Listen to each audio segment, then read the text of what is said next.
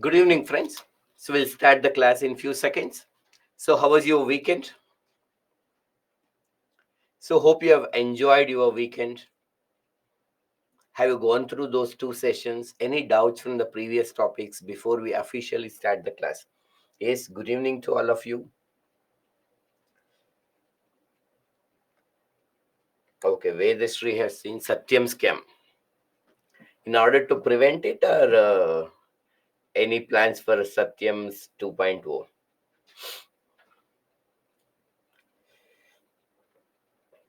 Annotated PPT of the last class. I think we'll speak to content team or our team. They will help you.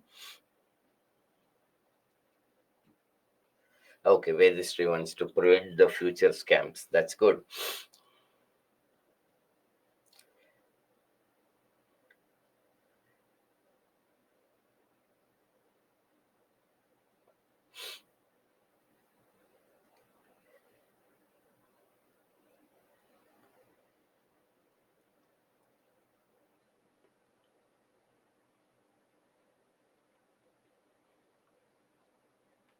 So you don't like to have the crisis of conscience, so that you don't do the scams, whether you prevent the scams. That's good. So once again, so how was your weekends? Did you go through the previous two sessions? Did you revise it? Any doubts, issues, or concerns from it?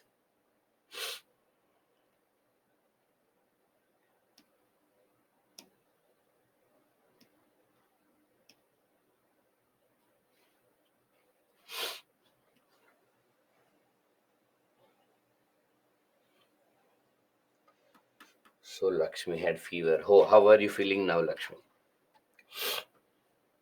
Everything is crystal clear for Syed. That's good. Tehseen wants to know constitutional morality. Now, ethics and morals, they are synonymous with each other. So, ethics means study of right and wrong. In this context, morals also study of right and wrong. So, constitutional morality. Morality means concept of right and wrong. So, but where do we learn ethics, right and wrong? There are many sources we can learn. And that concepts of right and wrong that we derive from constitution is known as constitutional morality. Okay, now you're feeling good. Or okay, that's good.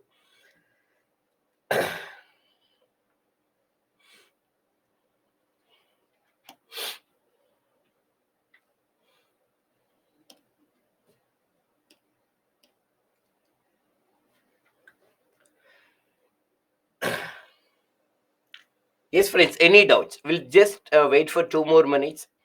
And if you have any doubts, issues, concerns from the last two sessions, please ask us. And then we'll begin with the today's topics.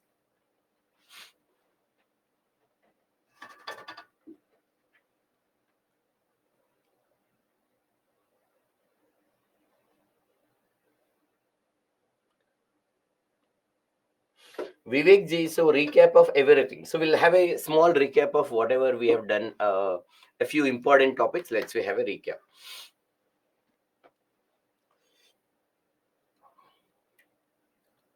So we are towards the end of second module. Once we complete, we'll go to the third module soon. This is my first class with you. Please help me with what I missed in the two classes. You have missed a lot. We'll try to give a small recap of it. But still, you can try to attend. You will get it. So, do you get access to the recorded classes of the first two sessions? If yes, please go through that, because they yeah, then yes, Namrata. So today you can attend, but if possible, please make some effort and go through the first and second module, so that you will get a better clarity from the future classes.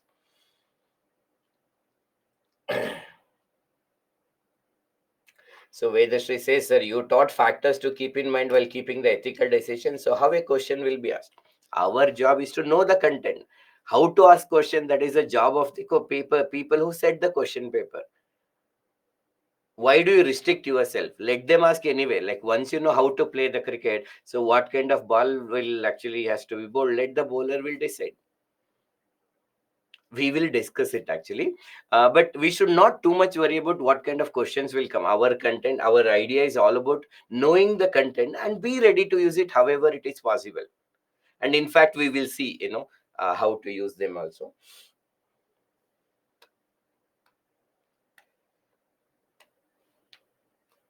Yes, Balraj, we'll tell the content team to upload the PPTs.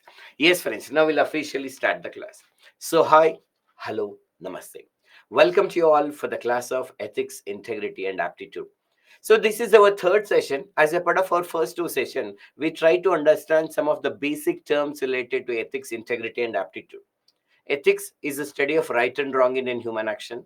Integrity is following the ethics in our life while maintaining the consistency of character.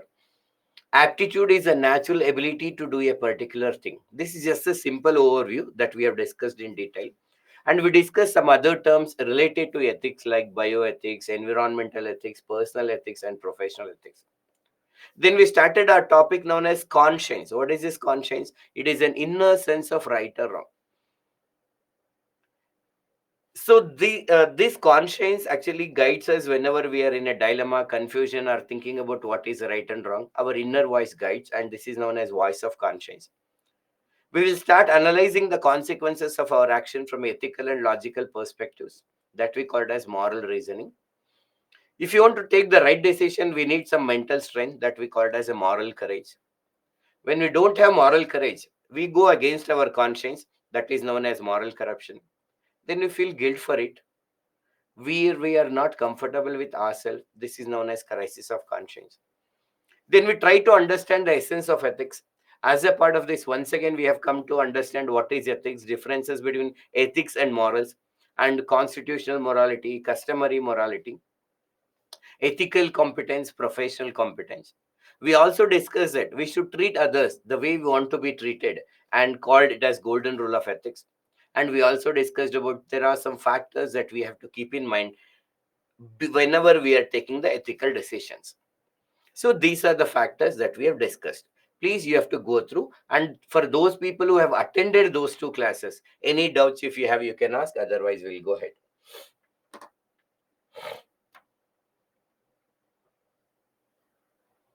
Okay. No. Moral reasoning. See, what is moral reasoning? Once again, whenever we are not sure about what is right, what is wrong, or we get a confusion, is this right or wrong? So we will come up with some options and evaluate those options actually. For example, we have discussed one case study, professional competence, ethical competence. Suppose there was a Mr. A and who is accused that he is involved in a sexual harassment. Mrs. X will come in the previous case study. Do you remember? Then we'll analyze, okay, what happens if I remove Mr. A? What happens actually if I allow resignation of Mrs. X? Is it right really? From organization perspective, what is right? From Mrs. X perspective, from Mr. A perspective, overall company's perspective, society's perspective, logically, ethically, which is right? All that thought process is only known as moral reasoning. In most of the case studies, when we are trying to find the answer, what we are doing the moral reasoning.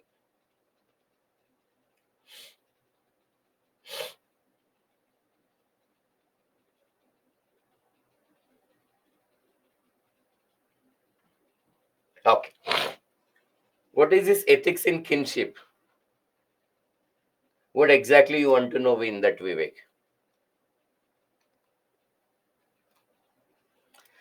Okay, now let us we come to today's topic. What is this? Now, suppose if I ask you, just think of this question, okay? Just think about yes or no for this question. Is it advisable to legalize the prostitution? Is it okay to eat the non-vegetarian food? Is it okay to eat buffalo? Is it okay to eat cow? I'm just asking the questions. Is live-in relationship is appropriate? Is it okay to keep animals in the zoo? Is legalizing smoking and alcohol is okay? Do we need to ban even the smoking and alcohol also? How about legalizing even drugs?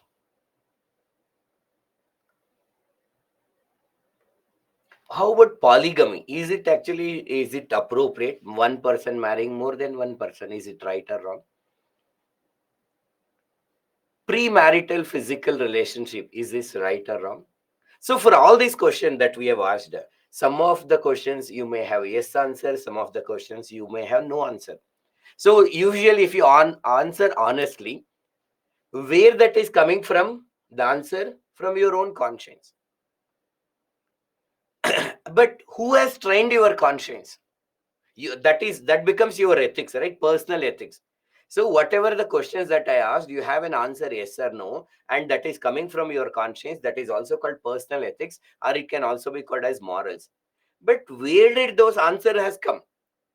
You might have heard these words earlier, you might have thought about it earlier actually, and somebody might have told you.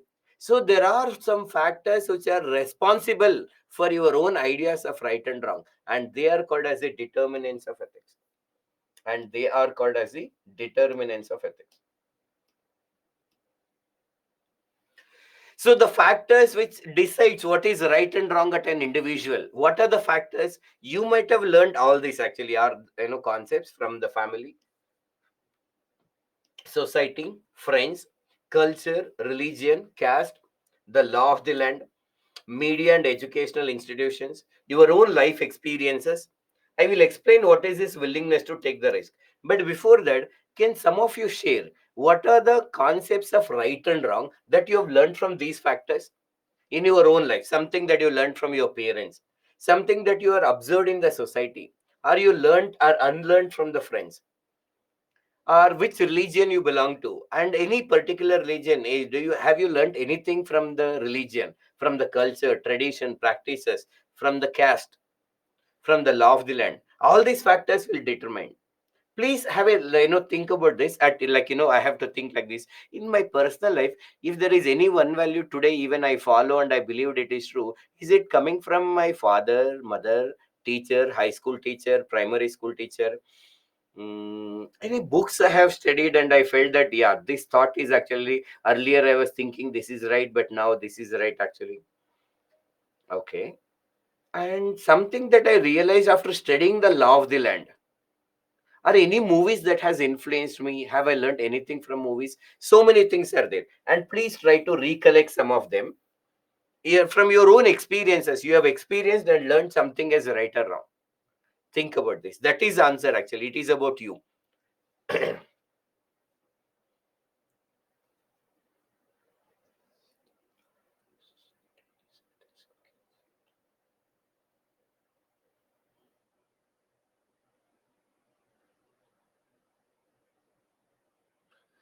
Yes, Vivekji, all these questions that we have asked varies from person to person. That is exactly, and why it varies actually from you to other people because of these factors. Maybe it is left for who they are interested to do a legal but limited good manner. What I am thinking. Every question answer is no, because it entirely depend upon the certain situation and the circumstances. Yes, also no, also. All of them are yes. See, some of them feel all of them are yes, some of them feel all of them are no. That is exactly determinants of your morals. And why you think what is actually right and wrong based on these factors. So one person learned that cow slaughtering is wrong. That is based on the religion. Alcoholism bad. So what factor influenced you? And why do you think alcoholism is bad, Vivek? To kill is wrong. So how did you know that to kill is wrong? Who said to you? Who did say? I come from Orthodox Hindu family, and the caste discrimination is very deep rooted in my family. But my mom has shaped a totally different view on me. The law of the land talks about the rights of female gender, which society owned. So I learned from there. Super.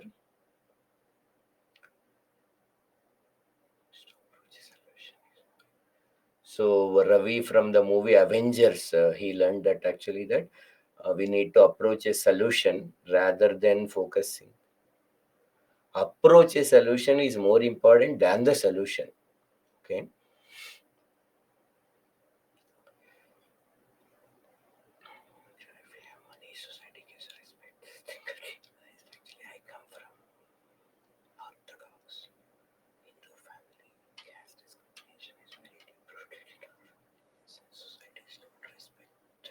Respect for the girls is learned from the Hinduism. Yes, it is also highlighted in other religion.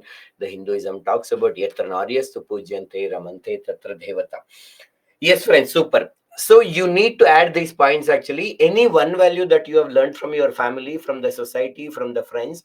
And see, many traditional, many religion, many festival actually is there. For example, we celebrate Dasara. That is to tell that actually victory of the good over the evil. Satyameva Jayate. Finally, good is going to win. Like Sankranti festival they celebrate. It's a harvest festival. It is a form of showing the gratitude towards the nature.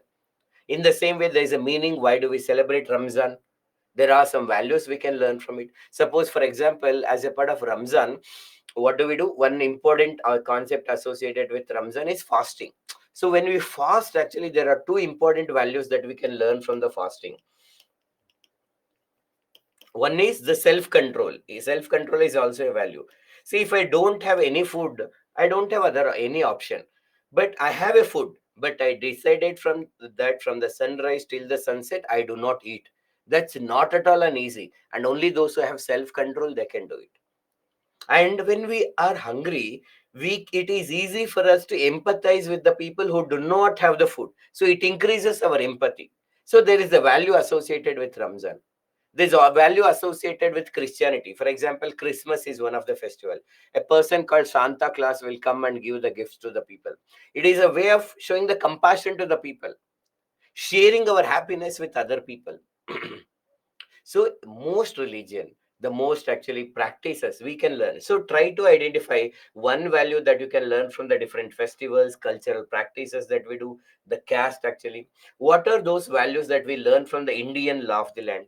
Here under medium, any television program, any movies that you have watched actually, and you learned any values, you can quote them. Any concepts of right and wrong that you have learned, you have to quote it from the educational institutions that you have to learn it from your own experiences. I will give you general example, but you can create your own life example. For example, how our concept of right and wrong will changes from our life experiences. You know about the famous incident like Ashoka and Kalinga war. The concept of right and wrong of Ashoka before Kalinga war and after the Kalinga war, there is a change. So that's an example for the life experience, how it has changed. Those who do not know, it's a great opportunity today. Make it as homework and just go to Google and type Ashoka and Kalinga war. You will learn a lot and make a simple notes on this. Talk about the transformation journey of Gautama Buddha.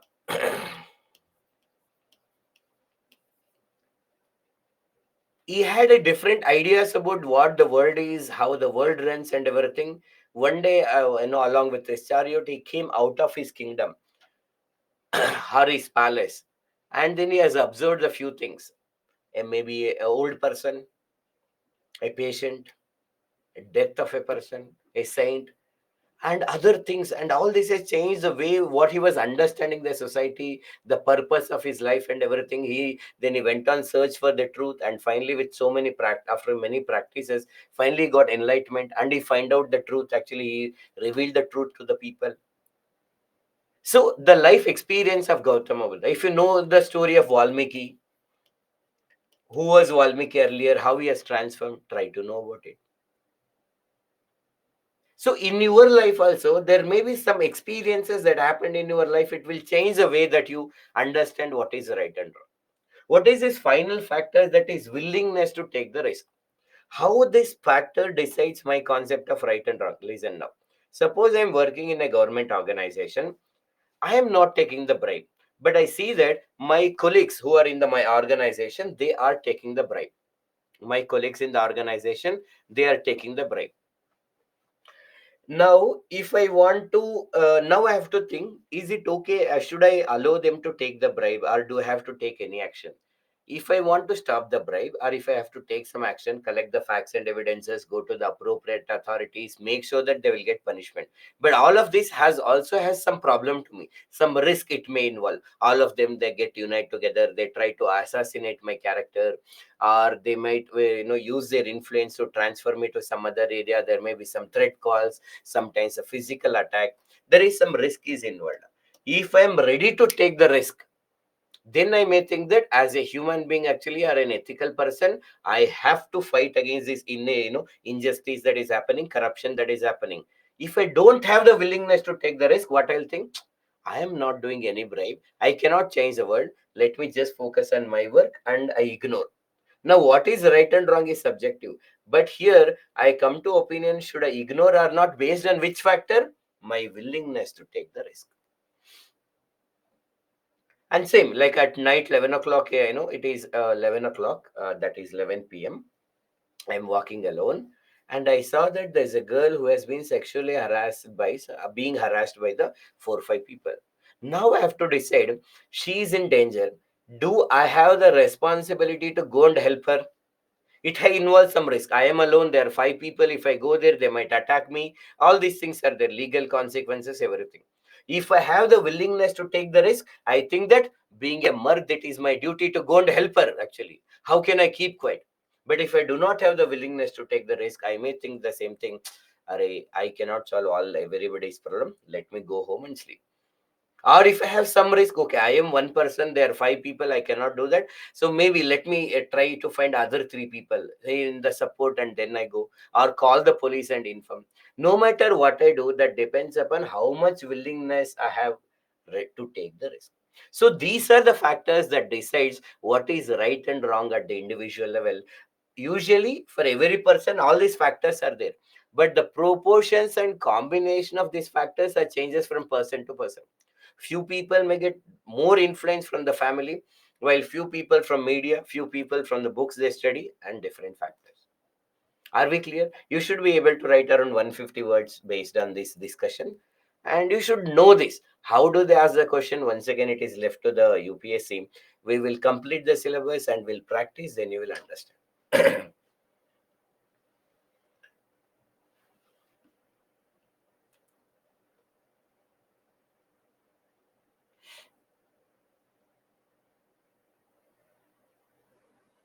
I learned honesty and integrity from my parents.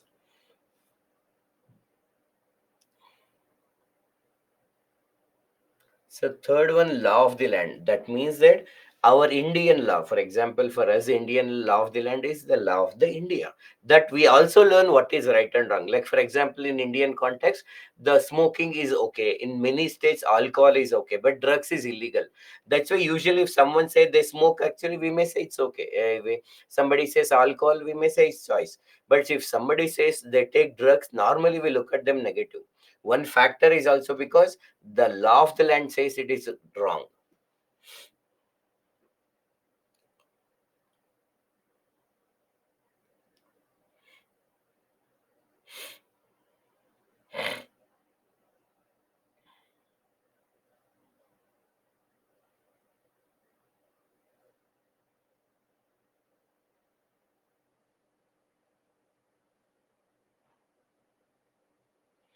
Sir, I am an Indian from the south. Today I prayed and worshipped the Prana Pratishtha event, and my friends called me as Hindutva fascist. How should I react, or how can I convince them? First, Sudesh, don't convince them.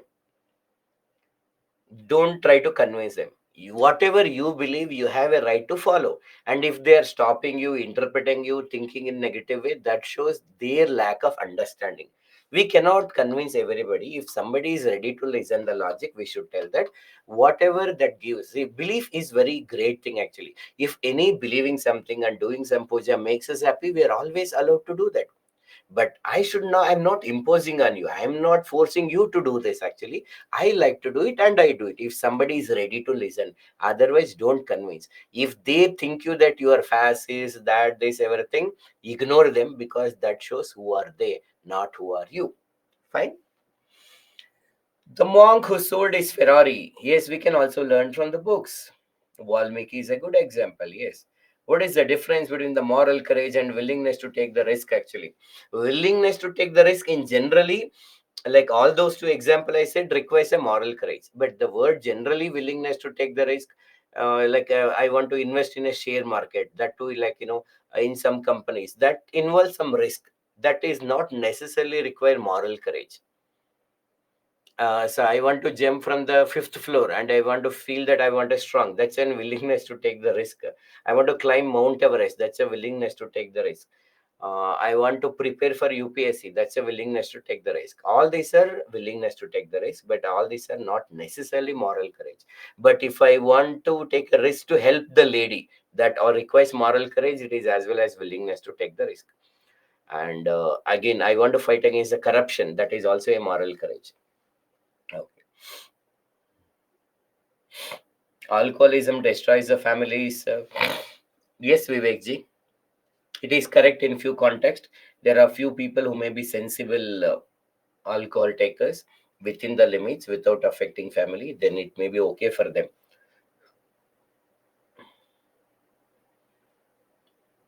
Yes, this topic is from the ethics and human interface only. The last point, willingness to take the risk, that's what I've explained now. Dancer, you gave the example of Savita Halappanavar. That is in a different context, in determinants of ethics. Actually, the law of the land, that law of the land and this law of the land is also different. And in fact, we can also give the Savita Halappanavar example for law of the land. That is also correct. See, there in India, abortion is allowed in some cases. There are some exceptions. Generally, up to 3 months of the pregnancy, it is easy. 3 to 5 months a bit complicated in some situations only. Like that, in India generally abortion is allowed, but Ireland it was not allowed. In this way, whether abortion is right and wrong also decided by the law of the land. Correct. Hmm.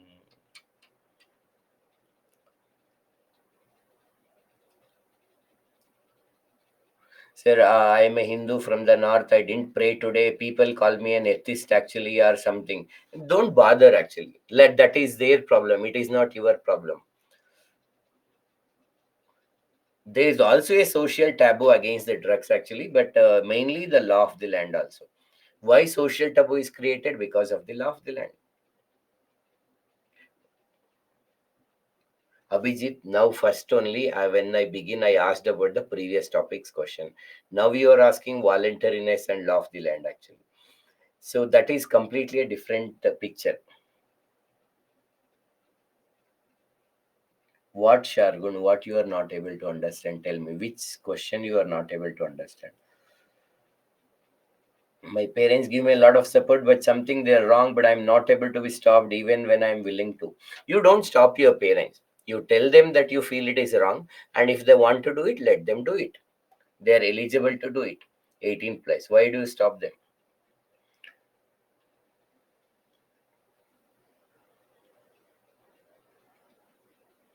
Recent controversy that Tulsidas exposed that not all epics advocated respect for women casters.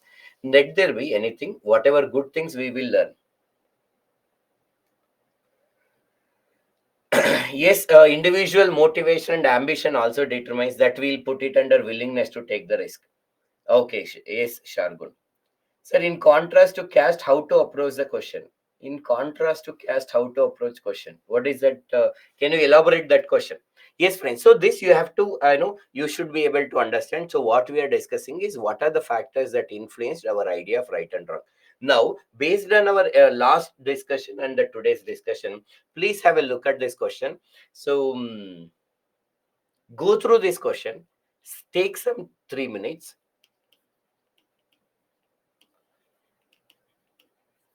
How do you understand also important, so I'm not explaining for now. So go through this, try to think of the meaning, examples, and your opinion. Do you agree or disagree with that?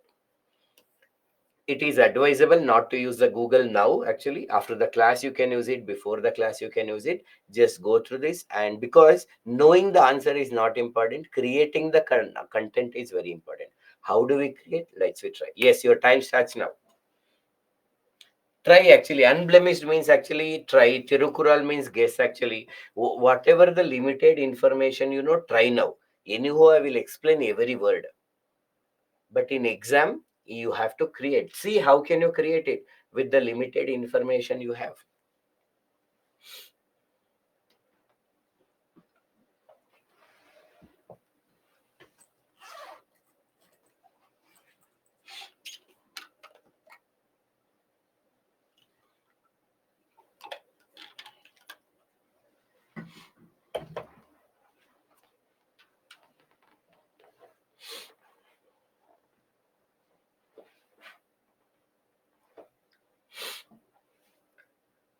That is Sakshi. Unblemished, I will tell you, but you try without that word actually. Is it making any sense? Or with whatever the words that you are able to understand, please try. Yes, Jansi Rani, you are right. Go ahead.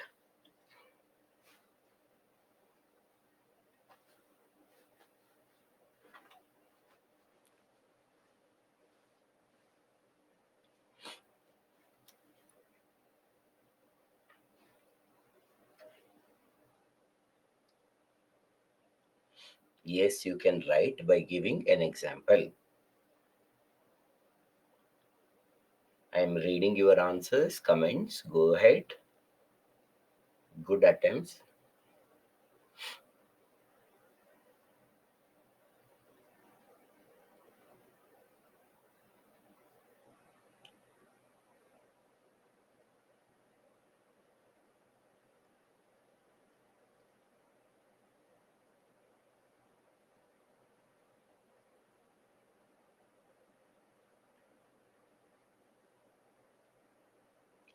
Try the different interpretation. Let that be wrong also. Many of you are trying good, some of you are not able to understand. Everything is fine. Attempt is important. If you are not trying, that is only the problem.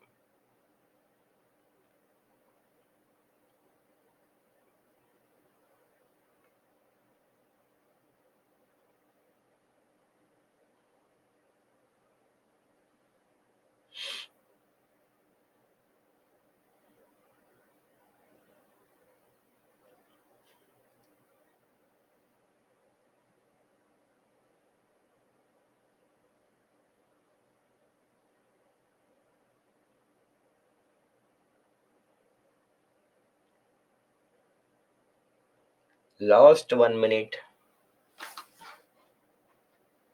Try everything that is possible.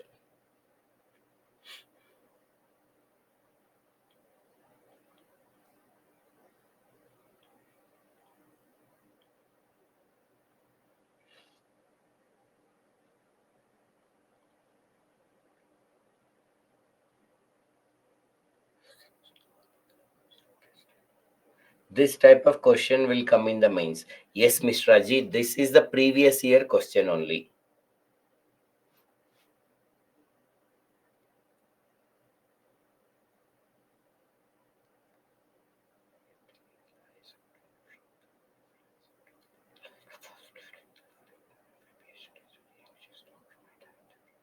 Good attempt, Bhavani. Yes, you are right, Ravi.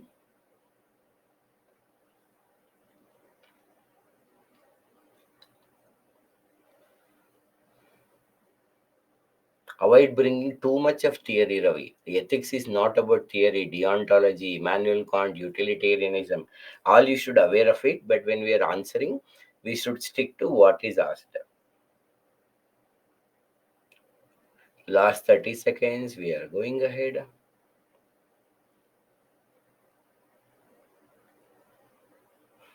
It is not similar to thousand lies to do a marriage, because marriage is not a good thing. Many times it may be we are creating the problems. In that context, it's a different thing. Jansi Rani.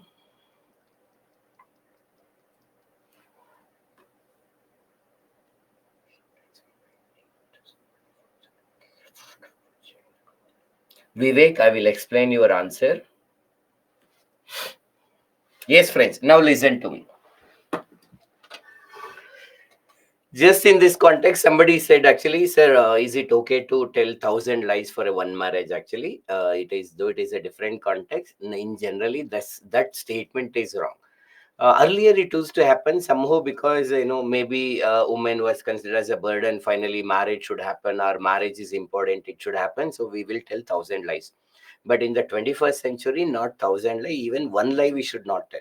If not ethically, even if we think logically, suppose we are meeting some stranger, and we may meet for one day or something, we may tell lie everything. But here we are going to live with that person almost for next entire life. Now if you lie one or other day, it will come out and we will create a problem. So that's why in fact we should not tell even a single lie with our future partners. A partner, okay, partners in the sense that like two people like that, okay, we should not tell a lie. And in fact actually whatever our strength or plus point, anyhow will come to know. If any of our weakness minus points are there, that we should tell. If somebody is ready to live with our weaknesses or something, then strengths anyhow they will come to know. Okay, now come back to this question. Now I will take your doubts. Listen to this. How to create answer. See, we told that there are section A, there is section A, and there is section B in ethics paper. Section A will have 10 marks question, section B is case studies. And this is one such question that can be asked actually, or it was a previous year question. Out of the 13 questions that can come in the section A, every year there are 3 questions will come from this category. What do you understand by the given statement? They give you a 3 statement. Every year it has been happening, and they will ask you, what do you understand by? They are not asking what is the meaning according to Tirukural, in which context it was written or something. They are not asking that. How you are understanding as a 21-year-old civil service aspirant, the minimum. That's important. Along with that, sometimes along with this, usually there are 2 more questions can come from the same category. They give us a statement and ask us discuss, explain also. Now let us we understand in simple word. The first one is falsehood. Now what is the meaning of falsehood? Falsehood means lie. Lie. It is a simple meaning, but if it they broaden the concept of falsehood, it has a different meanings. For example, it is cheating somebody is a falsehood. Cheating includes manipulation of facts, data, that is also cheating. Hiding some truth actually is a cheating. So then, forcing somebody to do something is a falsehood. Torturing somebody to do something is a falsehood. Killing somebody to do something is a falsehood. This is called falsehood. It will take the place of truth. Now, what is truth actually?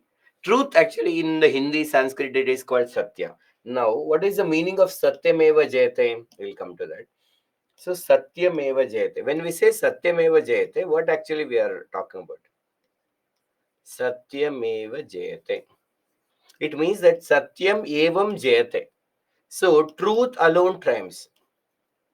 Can you give me an example for truth alone triumphs? Satya ki jai ho. But what do we mean when we say truth alone triumphs?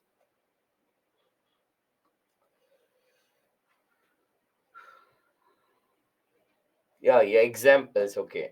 Harishchandra, 1947, getting independence.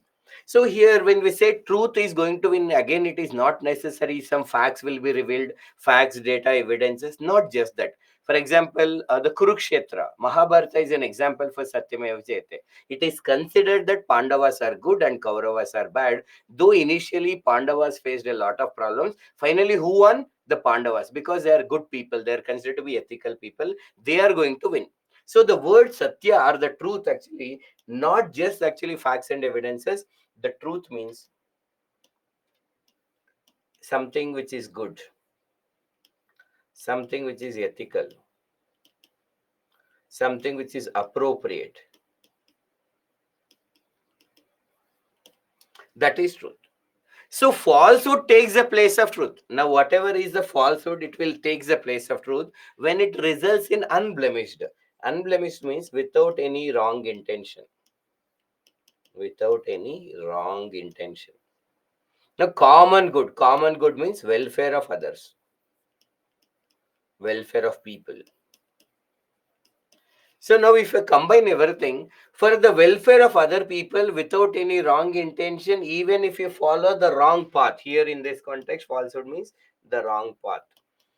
Even if you follow the wrong path, it will be considered as ethical, it will be considered as a good, it will be considered as an appropriate. One simple version is actually, in order to help others, you can tell a lie. That's all. If that is helping others, you do not have any personal intention, benefit, or something. As many of you rightly given the example, suppose I told you there is an innocent person being chased by the gangsters. Now we know that he is innocent person and he is hiding here. And now we tell the truth actually, that they will come and ask, have you seen this person? And we tell the truth. That is, suppose if we tell the truth, we are going to kill them. Now in order to save that person, if I tell the lie that I am not aware of it, I am giving the wrong direction or something, then it is ethical. According to the given statement, according to given statement is ethical. Even though I am lying, it will be considered as ethical when you lied it actually for the welfare of other people without any personal or the wrong intention. This is called the Tirukural statement. Now, so when you are writing, when these questions are asked, listen to it completely. I will take the doubts. Anyhow, before go to the next topic, I will take all the doubts. Sometimes if you focus on asking question, you will forget this. Okay, now, whenever a questions are given like this, what do you understand by? Like in this context, if you know about Tirukural, you can write it. Now, what is this Tirukural?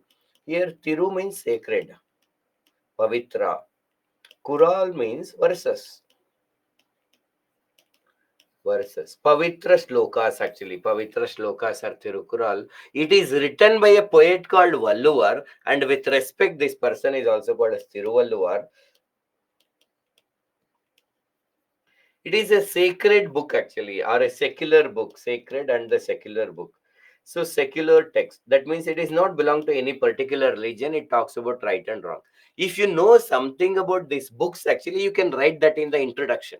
The above statement is taken from the Tirukural, which is a famous book written by a Sangam age poet Tiruvalluvar, which is a secular text or something. But if you don't know, not a problem. You will write the simple meaning of that.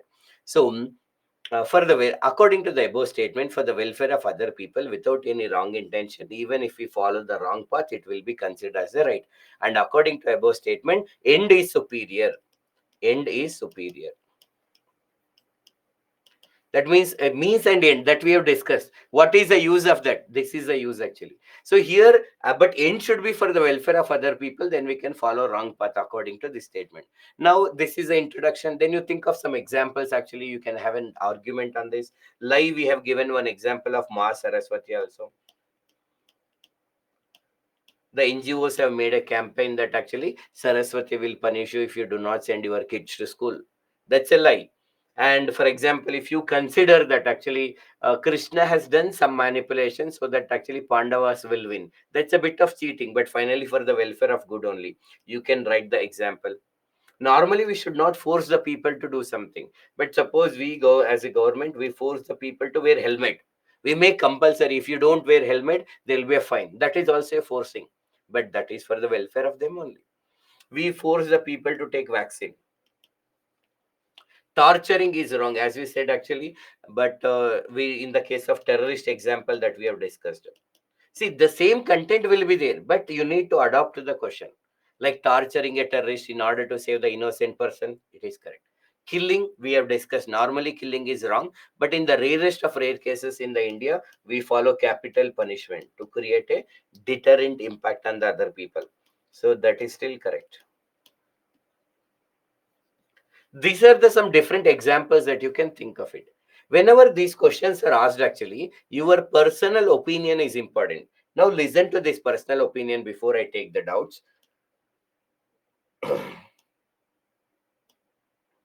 See, now according to the above statement,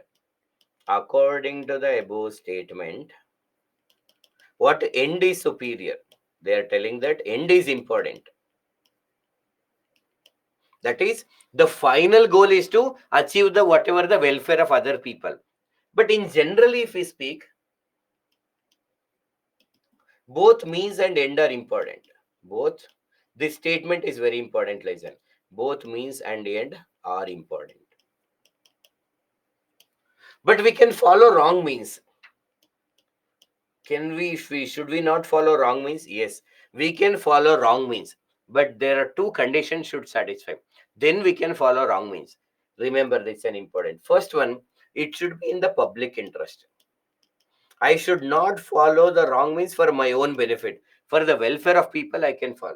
And second one, it should be a last option when there is no other option is left. That means if we want to find out the truth from a terrorist or somebody, we should try other actually. But when it is not working, the torturing should be a last option when no other option is left actually. Then we can, as a last option in the public interest, suppose as an NGO, they should try all other options to convince the parents, but nothing is working. Only then actually we may actually follow this Ma Saraswati, where we tell the lie that actually Ma Saraswati will punish you if you do not send your kids to school. So, as a last option in the public interest, when these two concepts are followed, you can follow wrong means. This can be your conclusion. Introduction is the meaning. This is a conclusion in the body of the answer. You will explain the different examples, and then you can also talk about normally taking the ethical decision is not so easy. There are many situations where we have to be careful and consider the so many factors before we finalize. One such debate is whether means is important or end is important. Let us, if we analyze the above statement, it says that end is superior. And the above statement is true in this case, this case, this case. You can give one or maybe two examples because in 150 words you cannot. Then towards the conclusion, you will write this. Now you ask me any doubt related to this question and have you understood? Yes, yes, Vivekji. First, I need to complete. No, then I will take your examples also. So,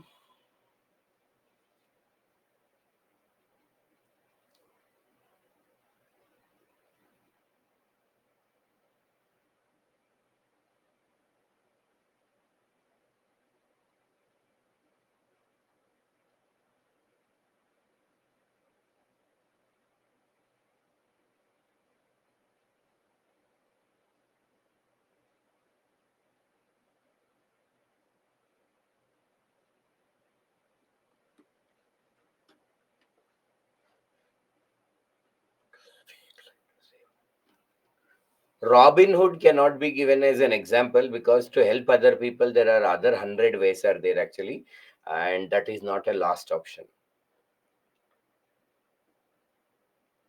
How Pandavas are ethical? That's a subjective. That's why I said Pandavas are considered to be ethical, Kauravas are considered to be unethical. It depends on you consider. If you don't consider, don't write the example. That's all.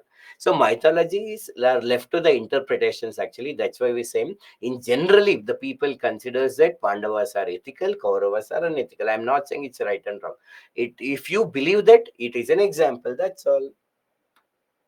It is again not a science actually to scientifically prove. The ethics and everything is all about the way we understand. And as a civil service aspirant, can you write Pandavas are ethical? Actually, definitely based on the social ethics, you can write it. What I write in intro, you write the meaning of it. Tirukural means sacred verses.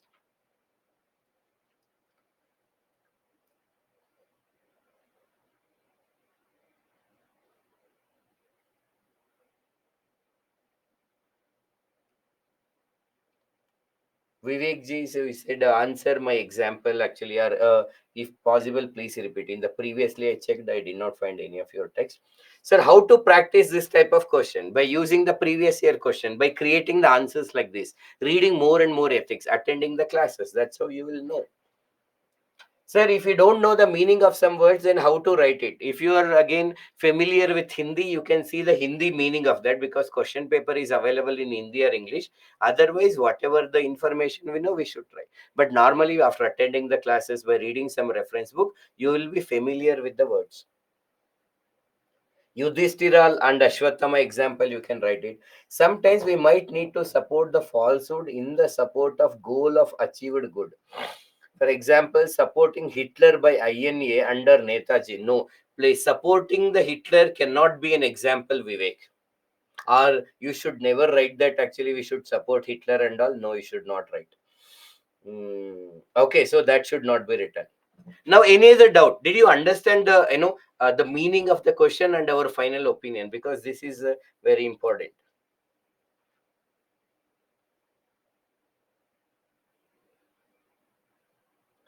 Was demolition of temples by Aurangzeb ethical? Actually, no. As our understanding, it is not ethical. Will not be writing it as ethical.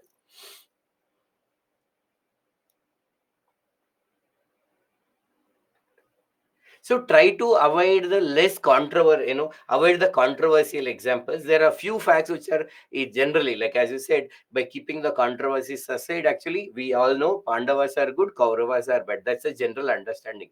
Normally, for ethical other debates, it's okay. But when you write the answer, you should also respect the Indian culture, the Indian values, the mindset in general, actually. So Rama is good, Ravana is bad.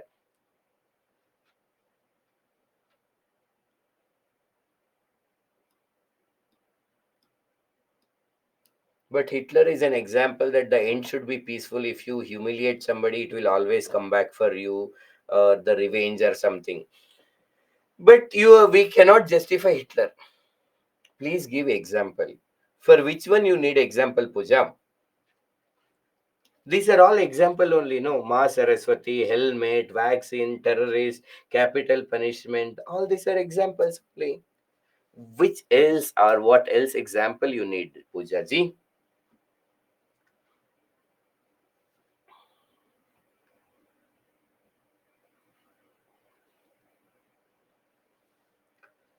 Killing someone in the self defense, actually you should not write here because it is not for the common good.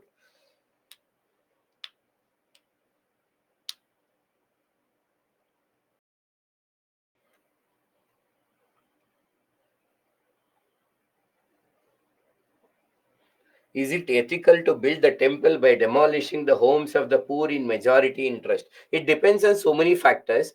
But by demolishing the poor, actually, if you are constructing the temple, it also depends whether we give alternatives or something. Like normally, without giving any alternative place, you just destroy the poor people because we are constructing a temple.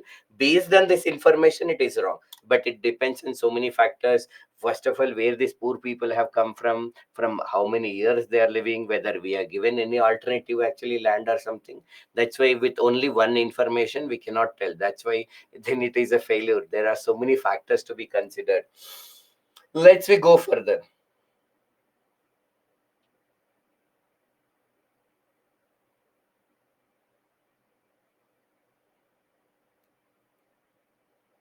Sir, if I lie in the personal life for our benefit, is it ethical? It depends upon what lie you are telling, what are the consequences of lie that happen and everything. But still, because it is your own benefit you are lying, this is not an example for this question.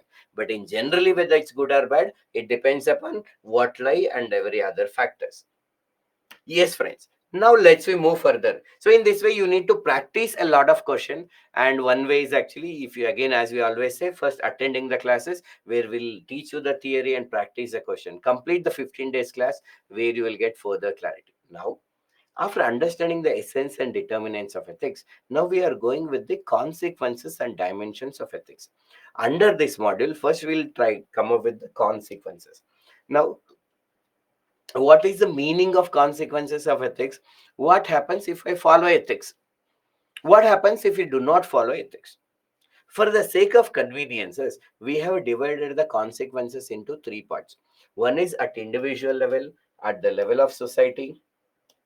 Now what we'll do, we will complete all these three, and particular one word after related it. Now keep answering our question and understand. Now before I go to dimensions, I will ask any doubt related to consequences. Then I will take those questions and please ask them. Now, consequences of ethics. So what is this? If we follow ethics in our life, what happens? If we do not follow, what happens? We have divided to three parts: at individual level, at the level of society, and in the public administration for the convenience of discussion. Now the question will come, are if I study, normally why do we have to study? To understand the world. But in generally in the Indian context, why do we study? So that we'll get a job. And why do we do the job? So that we'll get money. Okay, there is some logic. Why do we prepare for UPSC? So that I'll get a good car, some power recognition, I can show my authority to everybody. Some common people think, you are all enlightened people, so you think that I want to serve the people. So there is some logic. But what do I get by being ethical? Is there is any benefit I get it actually? That is the point. Now, generally, observe these points. Just go through these points once.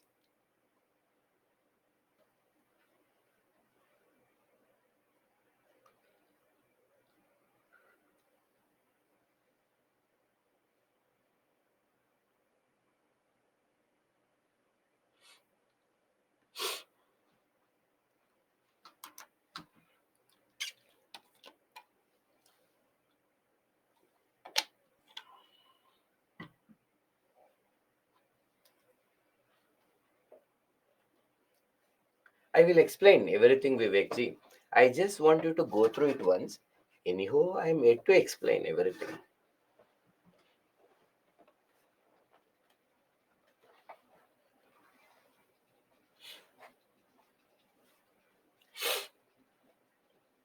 Okay, I just go through this. Yes, contentment occurs. That is correct. Getting problem is a consequences. Yes, Lakshmi, you rightly said. Sometimes when you follow ethics, we'll also get problems. That is true. We are agreeing to that. Hmm. So, do sacred verses mean secular text? No. Tirukural means sacred verses. Okay. That is Pavitra Shlokas. The meaning of Tirukural means sacred. And then we discuss it is a secular text. When we say secular text, it means that it doesn't belong to any particular religion. It is not promoting or talking about any religion. In general, it is related to what is right and wrong. Okay, now coming back to this topic. Now, if following the ethics, if we follow ethics, all this happen. But what is ethics? Being ethics means, as we discussed, it is about having tolerance. That is respecting the differences of opinion. It means that having empathy, that is understanding the other people from their perspective. It means compassion. It is about helping the people who are in need. It means that being truthful. It means that being rational, etc. This is called being ethical. Now, if I follow all of this, what happens? First thing, self respect. See, whether other people respect me or not, it depends upon their expectation. They will have some expectation how a teacher should be. Whether I'm matching that criteria or not, you decide whether I should respect this faculty or not. Or we may spend with other people 1 hour, 2 hour, 3 hour, and sometime. But with one person, we always spend actually 24 hours almost, or whenever we are awake, and sometimes even in sleep also. That is ourself. That is why self-respect is very, very important. That is possible when I'm clear that I am not harming anybody, I'm not cheating anybody. Whatever I consider as a right, I am doing it. So one benefit of following ethics at individual level is this. Now, suppose I was studying some graduation and somebody said, Sir, you should actually prepare for UPSC examination, you will become IAS. Then I just started joining, and after 1 year, I'm not understanding this ethics faculty coming, ethics integrity, CSAT faculty says something, internal security. I am all getting irritated, I get fed up. But if you are ethical, it also means rational. You will analyze it actually. Okay, now where I am standing, what is this UPSC, how much effort it takes actually. You will study some data. Okay, an average person takes 4 attempts to clear this examination. Most of the people's average age is actually 20 years, 28 years when they come clear this examination. There are 10 lakhs people will may apply, 6 lakh people will write. Success rate is less than 1%. You know the facts, evidences, think logically, and then you come. You feel confidence. You know what you are doing, why you are not doing actually. And when I'm ethical, it means that actually, so you should explain according to the context by giving appropriate example. Now, being ethical means what actually we are speaking truth. So when we speak the truth, we are building the trust actually. Many times why trust is broken, we give false promises or something, or we tell lie. So that's why the trust will break. But if we are ethical, we are building the trust. We are not lying. We are giving the right promises. So it actually improves the relationships. Most of the times when we take decision, we'll have a narrow approach. We just think about ourselves. But if we are ethical, we are having empathy. That means we are understanding other people. Once again, we are using the logic, actually being rational and everything. So we'll take a better decisions in our life. If before, while the choice of the job only, we'll analyze what are my strengths, what are my interests, what are the future opportunities. Then I choose the job, and I'll work according to that, whatever that is required to achieve the success. I will understand my team members well. So all of this will lead to the professional success also. And because I'm doing good, actually, whatever I consider to be good, and I'm contributing to the peace and harmony in the society, I no need to feel the guilt. I can live a peaceful life. So these are the consequences at individual life. You can also write. Sometimes when you follow ethics, actually, we may get the transfers, we may get threat calls, we may get false complaints, All these are possible. In spite of this, there are many benefits are there. When we compare to the problems and the benefits, it is actually the benefits which will outweigh.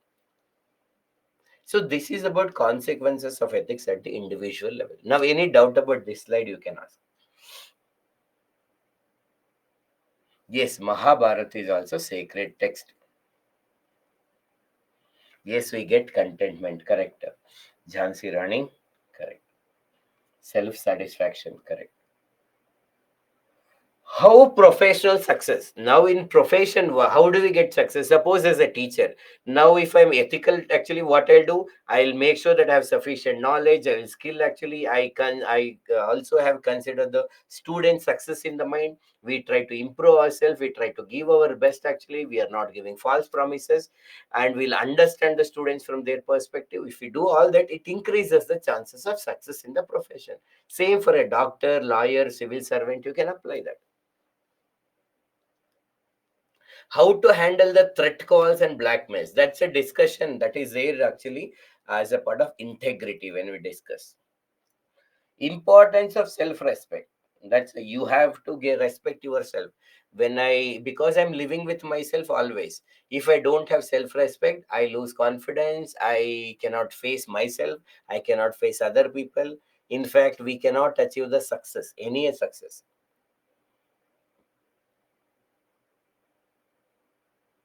If we don't follow ethics, opposite will happen, Priyanshu. If we don't have a follow ethics, it lead to the loss of self-respect. Many relationships are based on the ethical values. If we don't have ethical values, it lead to the trust deficit. We cannot take a decision which is appropriate for ourselves as well as the society. It may be beneficial only for ourselves. It lead to the incidences like Hitler. It lead to the sexual harassments in the society. It create a conflict among the different caste, region, religion. It lead to scams like 2G scam, Commonwealth scam, Colgate scams. We in the profession, there may be a temporary success, but in the long run, if we are creating problems, there cannot, success is not sustainable. And we may have the money, but we always feel guilt. So opposite of this, we'll write it. Got it, Priyanshu?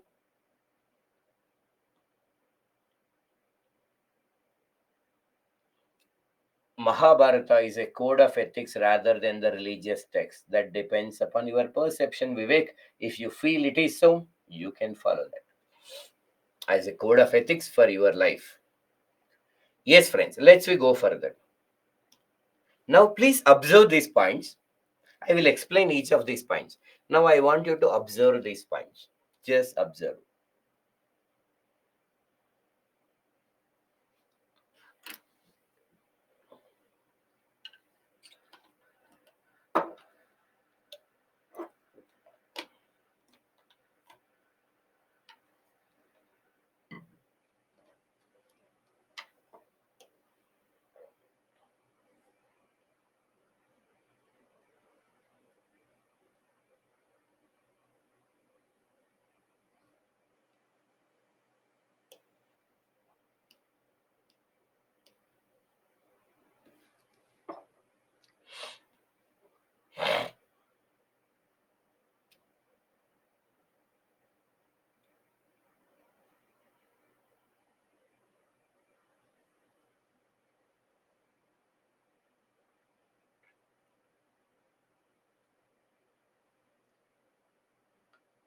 Just go through these words.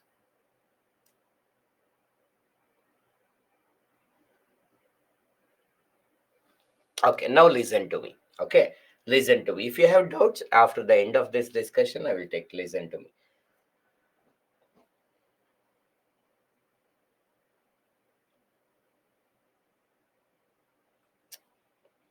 Okay, now listen to me. Okay. I'll take the other points and extra points and everything. Okay. So now listen to me. Suppose as an individual, I say that, okay, I am proud that I'm Indian. Am I wrong?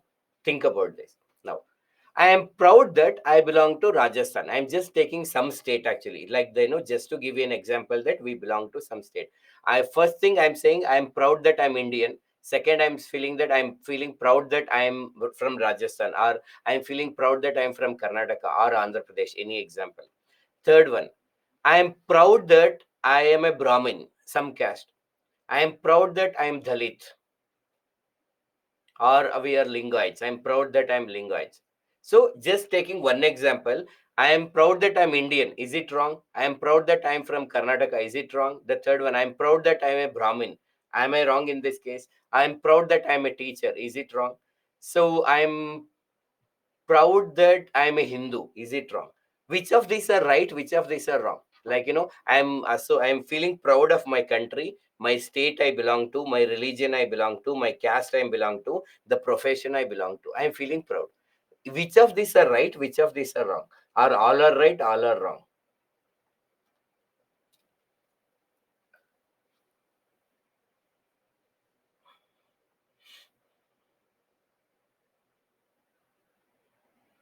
Puja says caste and religion, and I need to fulfill fill whether they both are right or wrong. Think about it. Actually, this is an important.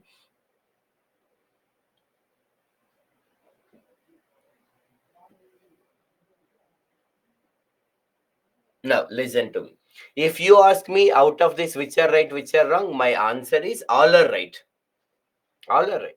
I can feel proud that I am again belong to India, belong to Karnataka. I am an Hindu or a Brahmin. I am a teacher. I'm just giving some examples. Actually, all are right.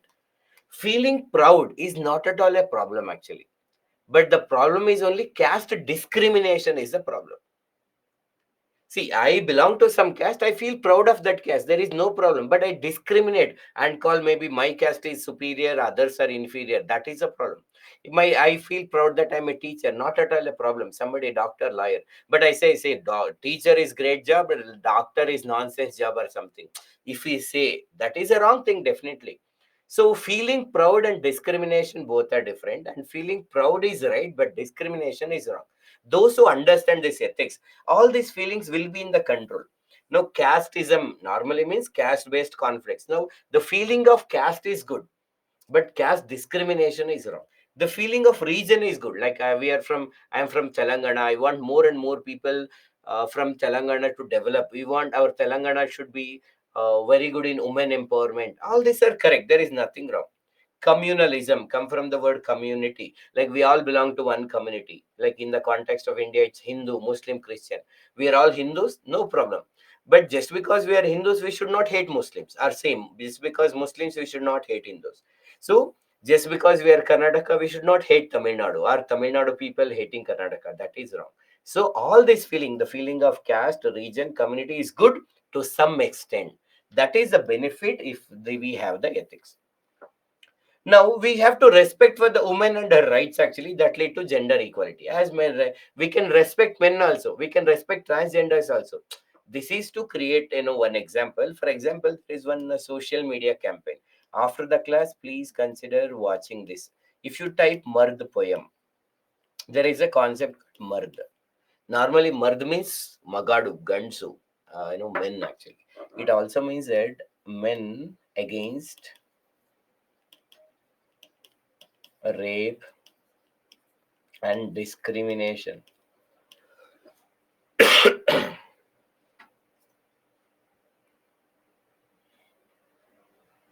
Discrimination. Consider watching this poem after the class. If you go to YouTube and type Mard poem, you will get it. Now, what it normally, who is a Mard? There are so many definitions of Mard are there. Some people say Mard means if you are a man, you should have a big mustache. Actually, only those who have big mustache, they are men. Some people have a definition, one who keeps his wife under control. Hey, come here. And yeah, చెప్పండి ఏమని కావాలి, tell my dear husband what do I need. Then he is keeping his wife under control, means he is a real mard. Some people, if he should have a kid, so different definitions are there. But this mard as a poem, it want to redefine the concept of mard. A real mard is a mard, one who respect women and her rights. Respecting woman means respecting her body, respecting her mind, respecting her choices in the life. And as a brother, as a husband, as a boyfriend, as a person, actually as an individual, whatever the role that we are playing, we have to respect it. That is where the mirth concept. And of course, in order to achieve the gender equality, you can broaden. We need to respect the men, we need to respect women, we need to respect the third gender, actually also, are the transgenders and other categories also.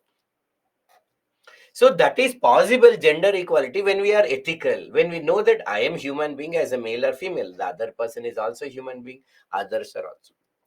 Now, when we are ethical, what happens actually? We have a tolerance. If we have the tolerance in the society, once again, we think that I follow my religion, I also respect other religion, and I do not actually once again cheat other people.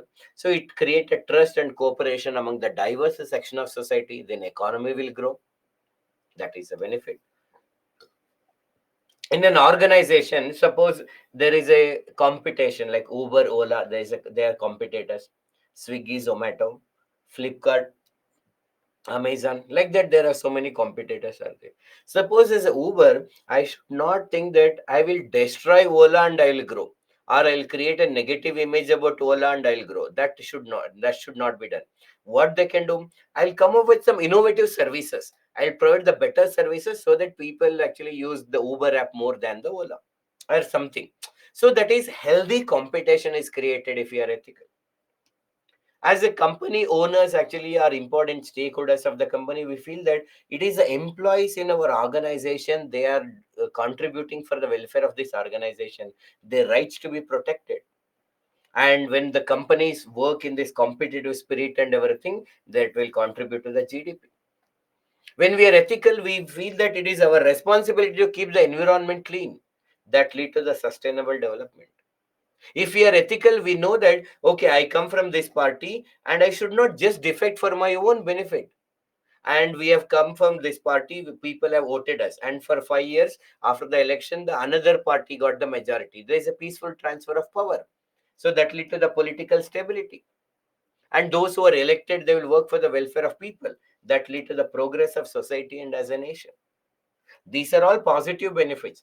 And once you know positive, you can always create a negative. So with the help of example, what happens if we don't have ethics in the society? It creates a trust deficit among the diverse section of society. uh, Rights of minorities, women, transgenders will be violated. It lead to the caste based, regional based and community based conflicts. It lead to the unhealthy competition, environment pollution and political instability. So this is how you should know what are the consequences at the society, both positive and negative.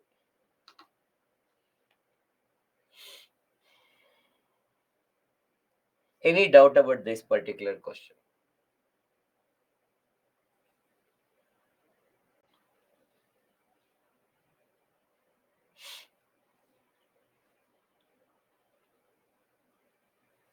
Okay, yes, Mustaba, you can be proud and you are right. Sir, first point. What is the first point? Means when the people are ethical, we have a tolerance, we respect other people, we respect the people belong to other religion, region and everything. That builds a trust and cooperation among the people, among the diverse section of society, whether a different caste, a different region, different communities, they will all trust each other. Suppose we are we're from Kanyakumari, people may go to Kashmir, and we, because we need, if you want to go to Kashmir, we need to trust them. People of Kashmir has to come to Kanyakumari. So then tourism will develop, economy will grow, the trust will be developed. That is the first point. Political stability. What is, when we'll have political stability? Too important. Now imagine I elected from the party A. Now for my own reason, I'm defecting my party and joining another party. Suppose in a state, if somebody has to make a party, 110 members should be there. Now they got only 100. Now they got 113, just 3 members extra. They formed a party, but another party actually they want to create a problem. Some four people from this majority government, if they go away, then majority will come down, they cannot make a party. So they will do for their own benefit, that create a political instability. We have ruled, and next year when the another party come to the power, we say EVM is not good or something, we are not allowing the peaceful transfer of power. But if we are ethical, there will be a peaceful transfer of power. Whichever the party that we got elected, we work for the welfare of people. Then there is a stability in the politics. Yes, it will help us to protect the culture and the monuments. Priyanshu, tell me, in what did you understand from the third point we started? I told you the feeling of caste, the feeling of region, the feeling of community, they are good to some extent. That's why the feelings of casteism, regionalism, communalism will be under control. The controlled feelings are good. Only when exaggerated feelings only the problem. I love my religion, correct. I want everybody in India to follow only my religion. The problem. I belong to state A. That's fine. I hate state B because I love state A. That is wrong.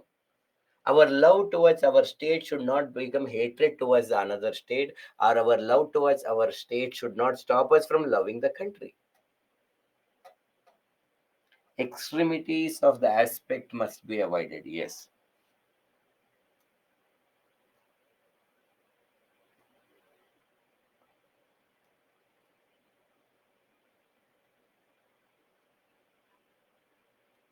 People identify themselves as a different genders. If we say there are only two genders, will they be ethical? Yes, there are third genders are there. They have to be given a recognition. Calling only, or there is only male and female gender. If we are saying that there are no transgender, there should not be transgender or third gender, then it is unethical only. There should be a all three genders are there and all should be respected. Fine. Hope you have understood. Shall we go ahead? Yes, thank you. Observe these points and try to decode them.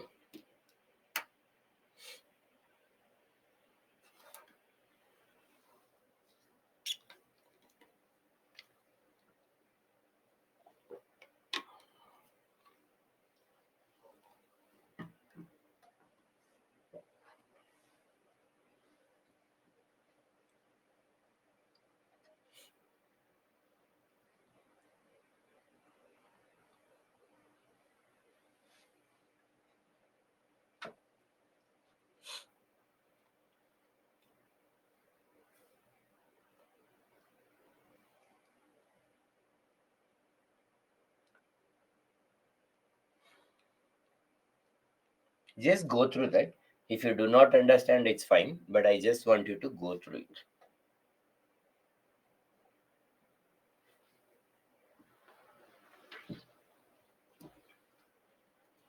Okay. Now I will explain this, but listen to this. As a common citizen, how can we participate in the governance? What are the different ways we can participate in the governance? For example, Vivek says RTI. Yes. Through by filing the RTI, right to information, knowing more about the government, we can participate in the governance. By filing a PIL, public interest litigation, yes, we can. If there is a ethical person in the government, then this happens. Yes, Sakshi, that is only our answer. Why, if there, what happens if there is ethics in the public administration or government offices? That is the exact point that we are discussing, Sakshi. By attending the meetings of Gram Sabha, yes, by attending the meetings of Gram Sabha, we can participate. By voting for the right candidate, we can participate. By reporting the corruption, very good. By reporting the corruption, we can participate.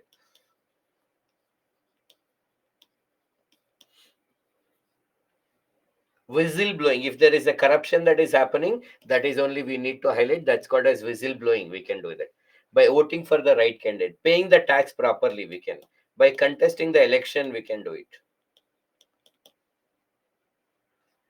Yes, whistleblowing is actually reporting the corruption only, whistleblowing. Any other ways? Okay. For now, we'll keep this, and in the future, we will learn by following the laws, rules, and regulation. Yes, following the law of the land, following the laws. By increasing the awareness to the people. Yes, super.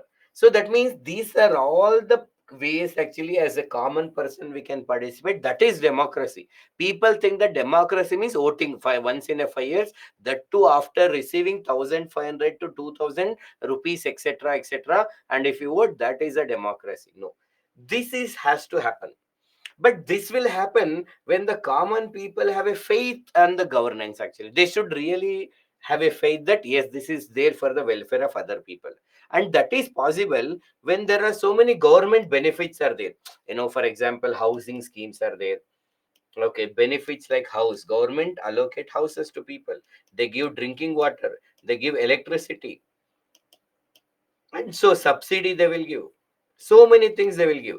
And they will also have intended beneficiaries, like this program subsidy should be available, or house should be available only to the BPL, below poverty line, only to the SCR, only to the STs actually, or only to the old age people or something.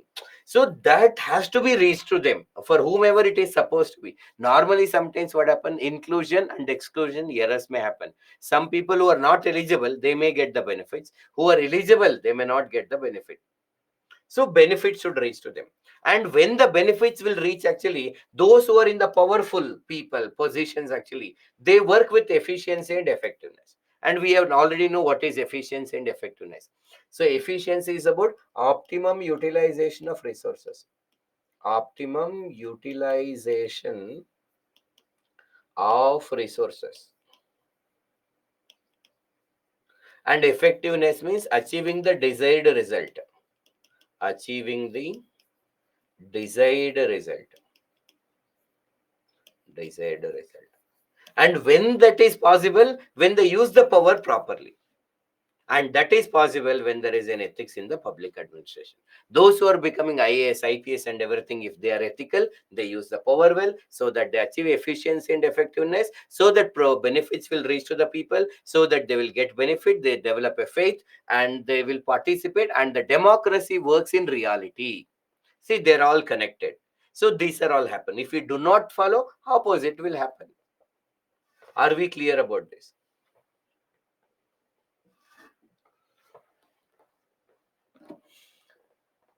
That's all. So it is easier. Now let's we go further. Some theory concepts are easier.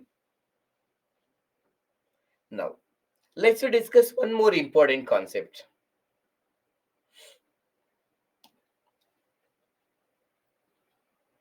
Now, any general doubts before I go ahead with this?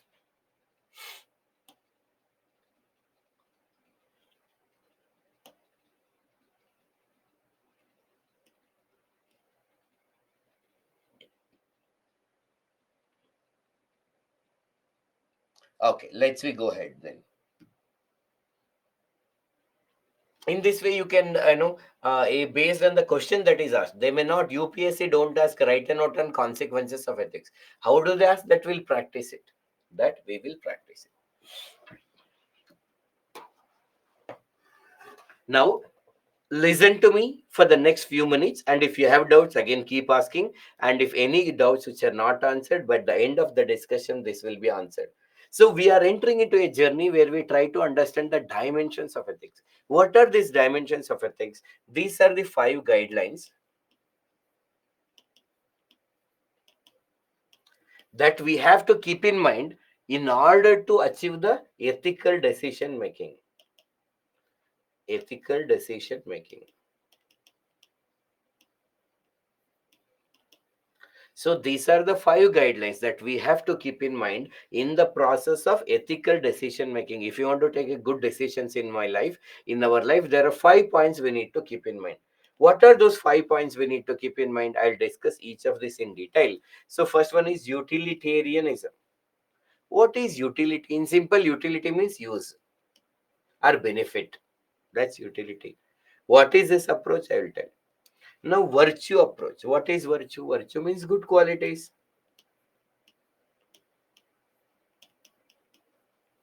Justice. What is justice? We will see the justice. Now, common good approach. What is common good? Welfare of people.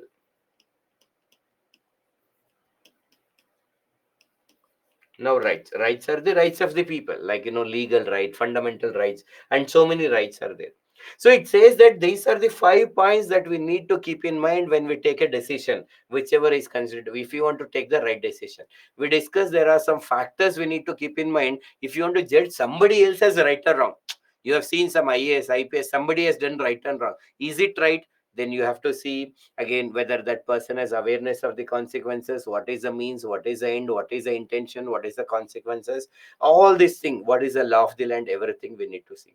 At the same time, if I am a decision maker, what are the points that I have to keep in mind? These are the 5 points I need to keep in mind even the process of ethical decision making.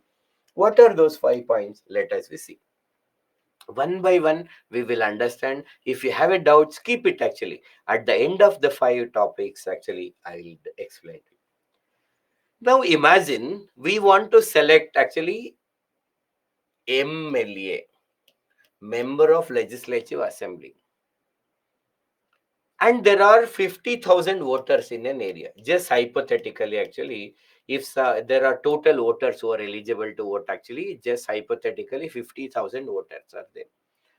Now, suppose there is a rule, all the 50,000 voters should agree, only then a person can become MLA. Is that really possible? If 10 people are contesting and if somebody has to become MLA, all 50,000 should agree. Will that work? No, it will not work.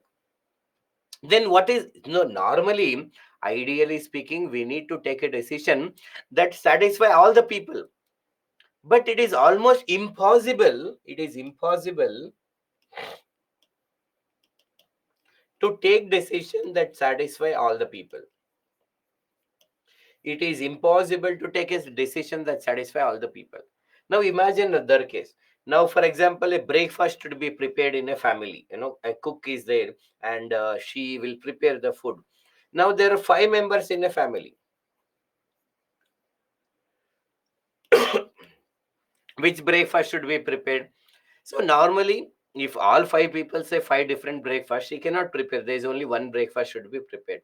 Suppose whichever the breakfast that out of the 5 members, if 3 people agree, then they may go ahead. Normally, that is what happens. Normally, also in generally, 3 people are if 5 friends are decided to go for a movie, there are many movies are there. Normally, how do we decide? Okay, 3 members are agreeing, and let's say go for a movie. Because it is impossible to take a decision that satisfy all the people, the next best alternative is taking the decision that leads to the maximum happiness to the maximum number of people. Because it is impossible, if there is a decision that satisfies all the people, then take it. Then there is no doubt only. But when that is not possible, you have to take the decision that lead to maximum happiness. Now there are 5 people are there. Now I need to create a breakfast. Though actually some 2 people do not like it, if I make at least 3 people are happy, then it is the right decision, maybe in this context. Now 50,000 voters are there actually. I need to get elected. Now if all are actually not able to, now there are different people are there. Now then, for example, at least if there is a complete majority or something, hypothetically, if we are speaking, now at least some 25,000 voters plus one voter agree. Normally for MLA election, you don't even need that also. Or somebody want to become CM. So we'll consider this as a chief minister actually. Now once again, there are totally 220 people are there actually who are MLAs. They have to decide who has to become CM. And if we all 220 people should agree, then it is not possible. Then 110 plus 1, that is at least 111. Whoever actually consider them as a CM, that person will become a CM. That's where utilitarianism can be used. Now, before I go further, listen to this very important statement. Now, are these 5 statements that we're discussing? Now, if you ask me, are they right always? Are they right always? If you ask me, no. Answer is big no. If you ask me, are they right? Yes, they are right. But are they right always? No. You cannot follow any rule always, actually. That is why. But where to follow, where not to follow, that depends on the question. Now, in case of MLA election, you are right. You can decide. That's how we are deciding now, actually. Even sometimes judiciary, their 5 member panel is there. Now we need to decide whether this person should be given a punishment or this has to be approved. Now what we, with the 3-2 majority, this was decided. Maybe suppose Ayodhya disputed land. So just for example, 5 member panel is appointed, 3 members said it is correct, they will go to. That's what we are doing. But can we follow it always? No. For example, now there is a temple is there. So this temple, there are 5,000 people who are belong to the higher caste according to that society. For a civil service aspirant, nobody is higher caste, lower, nobody is lower caste. But the society considers somebody as higher caste and lower caste. There are 5,000 people who are belong to the higher caste, according to that society. And there are 500 people who are belong to the lower caste, according to that society only. Now these 500 people want to enter into temple, but there are 5,000 people who don't like these 500 people entering into the temple. Then can we follow utilitarianism? No, it is against the constitutional values. So that will become untouchability. And it is not appropriate. It's against the human rights, actually. So in this case, though it is against utilitarianism, we will make sure that 500 people, it is a public temple, actually, they should be allowed to enter.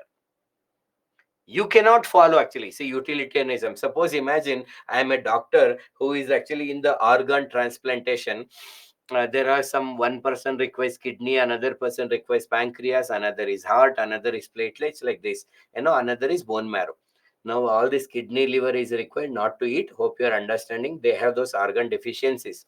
Now I want to help these five people. There is one person who is actually healthy patient, a healthy person who has come for a normal regular checkup. Though organ matching and all is a complicated process, hypothetically, suppose it is possible. Now one person has come, five organs, five different organs. This person has all the five organs. We'll kill them and help the five people to survive. No, no, no, it will not work. So that is why there is a utilitarianism is there, but where do you use it, how do you use it, it depends on the context. This is first one, utilitarianism. The decision which leads to the maximum happiness to the maximum number of people is the right decision. Is the right decision. Let's we come to the virtue approach. Let us we come to the virtue approach.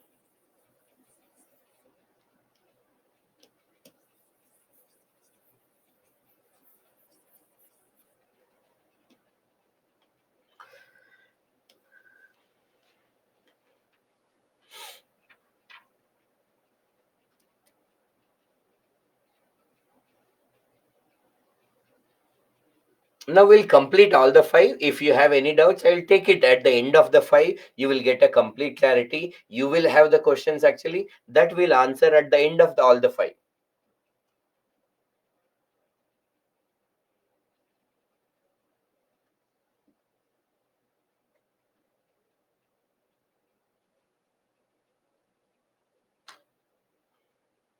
Okay. So I'm just taking some time so that you will absorb this. I will take all the doubts if you have it also from the timestamp 6:27. Whatever the doubt is there, I'll take it. Now, virtue. Virtue means good qualities. Good qualities. What are one's good qualities? Once again, I'll talk about the empathy, tolerance, compassion, honesty, etc., etc., etc. These are all the good qualities. Now, suppose I'm walking in a road, on a road or in a road. Okay, we'll consider on a road I am walking. And I saw that there are two people who met with an accident. A mother and the child, they are severely bleeding. I have two options.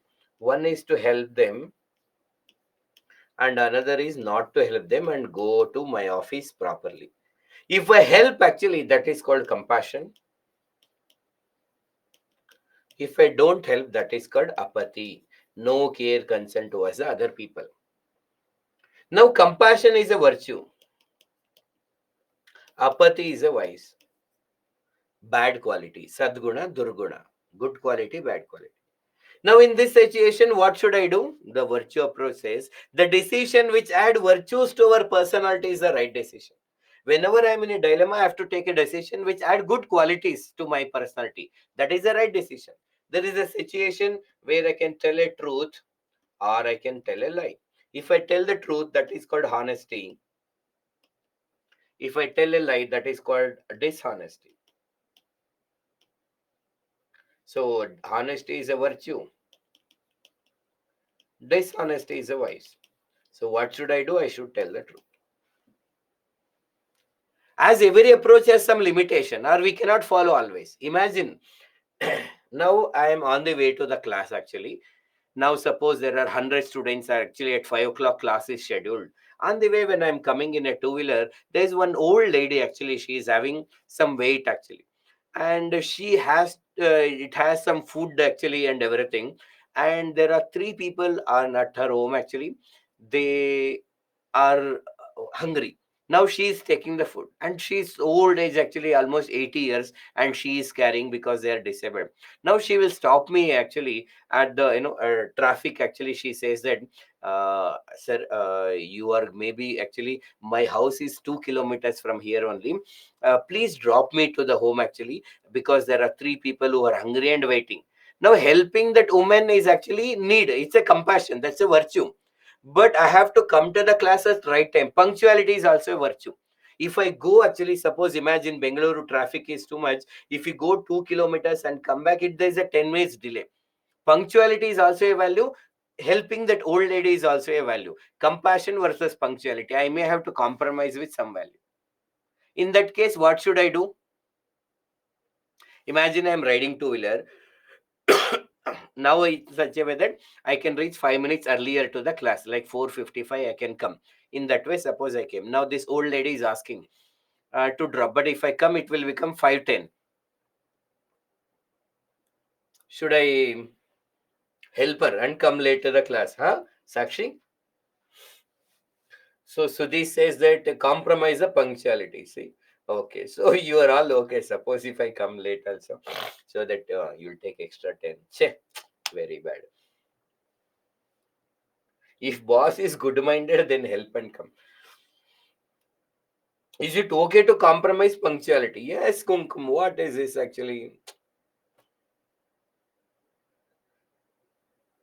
We can wait, but hunger can affect them badly. Okay, normally, of course, when the students and everything is there, that also depends on the third option we need to find. Like, suppose if I have sufficient money, and if there is auto is available, or I can side actually put inside, book an Uber or Ola actually auto, or if some auto is there, some other transportation is there, I will tell them, so please go and drop actually and give the money. Or I can just tell, see, I can, if I have 50 rupees, madam, please go in an auto. And if I have money, if I, that may be fake also, we don't know. See, sometimes there are many people who may fake, or we don't know. We want to help actually old lady, no, let even faking. So take, madam, please go in an auto and I can come back. So but sometimes it is not always possible. Now we, there may be some alternative, but they, just to tell you, we may have to compromise some value. Suppose I'm in a 17-year-old boy. Now I'm at home. At 11 o'clock in the night, I got a call from my friend that he met with an accident and he is in hospital, and nobody is to take care of that person. He is calling. So I decided to go back. So I'm getting ready to go back. My parents will call and tell that. So where are you going? My friend met with an accident. I want to go. The parents say, no matter what, actually, now we don't allow night 11 o'clock. This is, we don't allow you to go. Now, respecting the parents is also a virtue, and helping the friend is also a virtue. If no other friends are available, then I may need to compromise with some virtue. So in this way, just to tell you, we cannot follow all the virtues always, but wherever possible and feasible, there are 2 points I have to keep in mind. The decision which leads to the maximum happiness to maximum number of people, the decision which add good qualities to my personality should be taken. Are we clear? You might have a doubt, keep it, we'll come back to that. Now observe these two.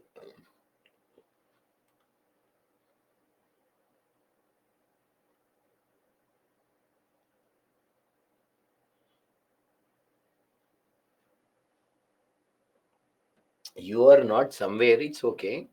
But where are you while not having there? It matters a lot. I couldn't understand this, Sakshi.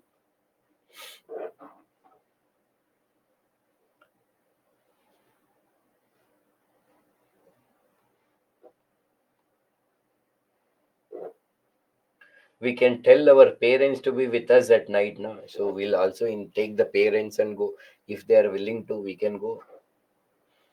Take your parents with you. They may, but if they're ready to come, then we don't come. All this nonsense every time you go out, actually, that your friend is not feeling well, that this and everything. We don't know whether you will go there or not. At night, 11 o'clock, we should sleep. Actually, generally it happens. No, if parents are ready, we can go. Yes, friends, come back to this. Now imagine the situation in an organization. Suppose there is an attender is there, and a manager of company is there.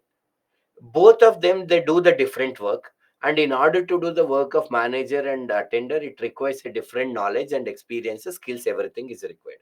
They may get a different salary because their works are different. They may give a different salary, but both are human beings.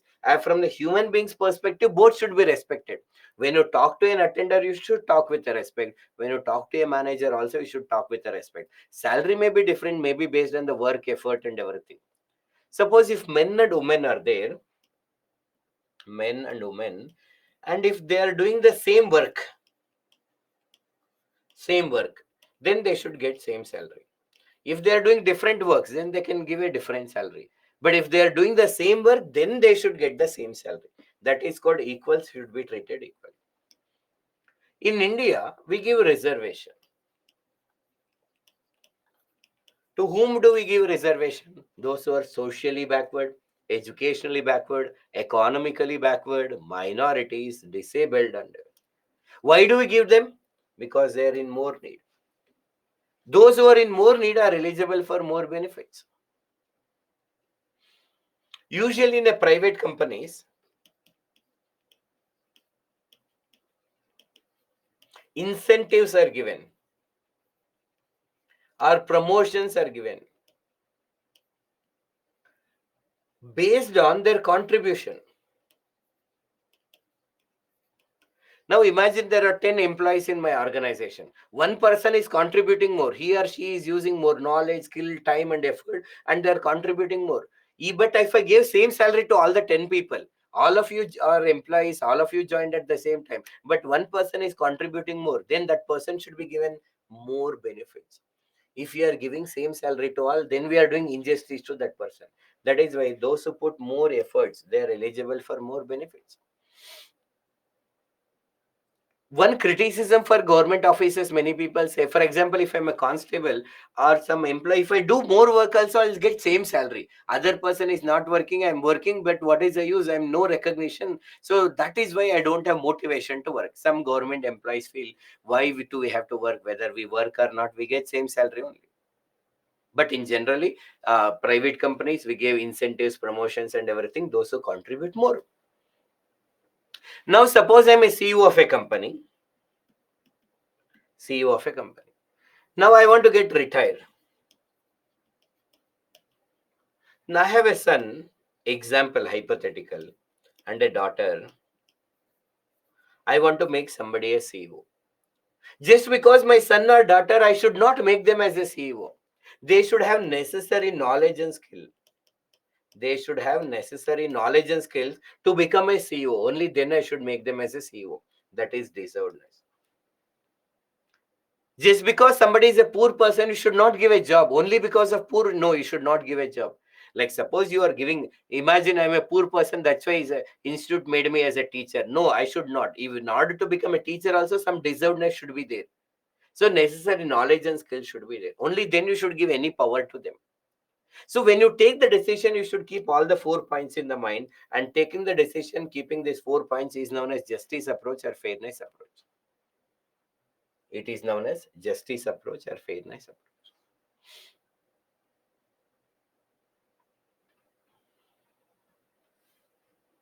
Wherever possible and feasible, we have to keep these points in the mind and follow that. Now imagine this point in the mind. If we are happy today, a peaceful today, and able to do what we like to do, there are many factors are responsible. Imagine police system is there. Police system is there. Hospitals are there. Emergency services are there. Education systems are there. Judiciary is there. Politics is there. All of this actually are making, we have a good environment is there. We have good environment is there actually. All of these are helping us to live whatever the life that we are living in. Imagine if there is no police system.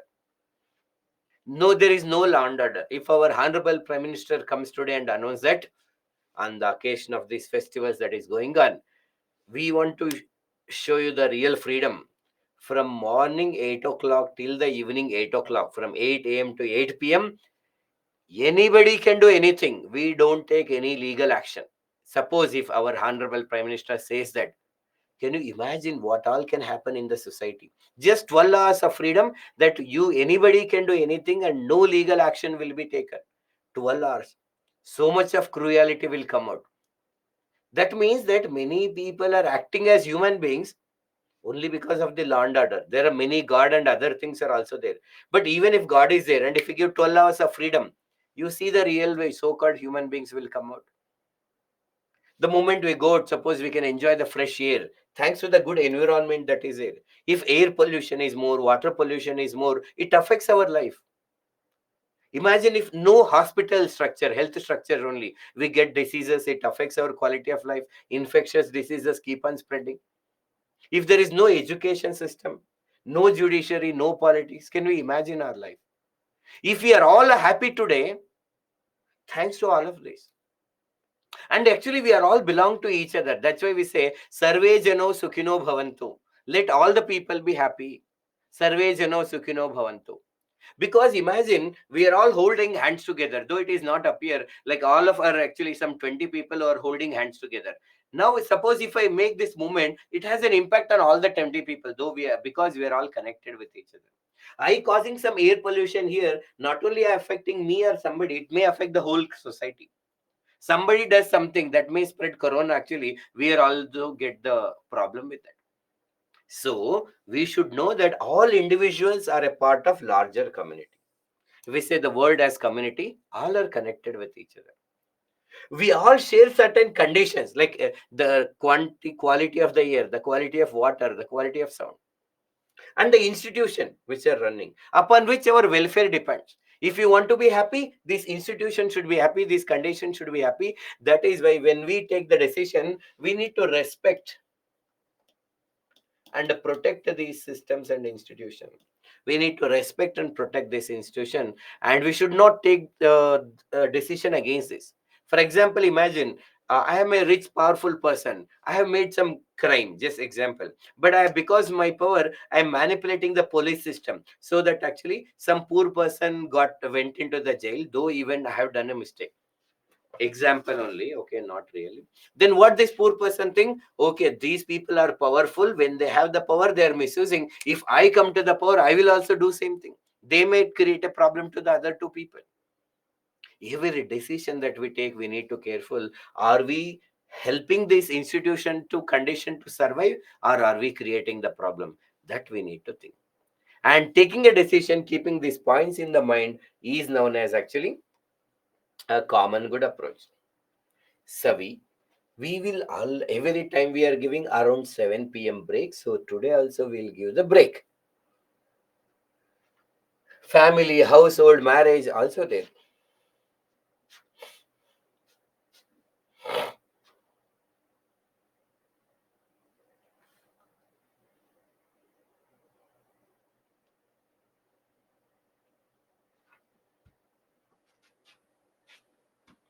We are not attending the class and going to party with friends somewhere, then it is wrong. But if we are going to library and utilize the time, it matters.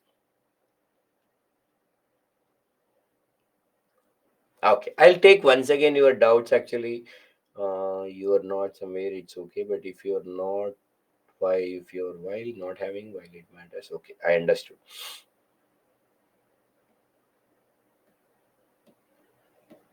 Namrata, first actually for the 15 days that we discussed, don't worry about how do they ask the question. Most of you study ethics only for exam. No aspirants.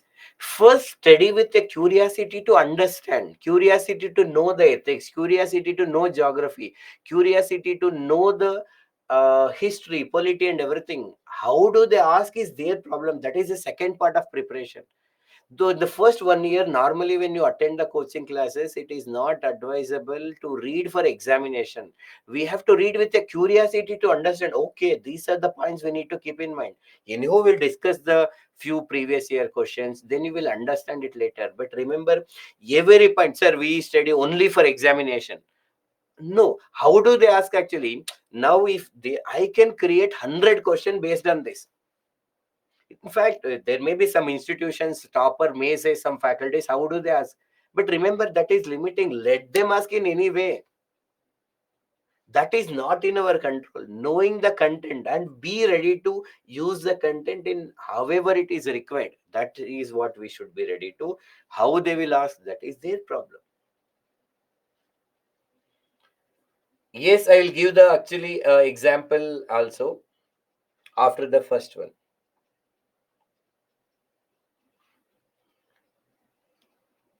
Now, many times we might have used these sentences ourselves, or we observed these sentences that other people are using. Arey, why you are looking very obese actually? You look very, very chubby. Can't you do some diet actually and become thin actually? Why you look very chubby?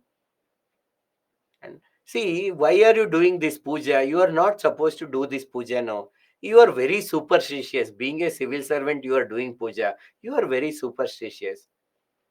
Why do you wear this kind of dress? Being an Indian girl, you are wearing this kind of dress. Is it correct? Hurry, you know that he and she are in a live-in relationship, it seems.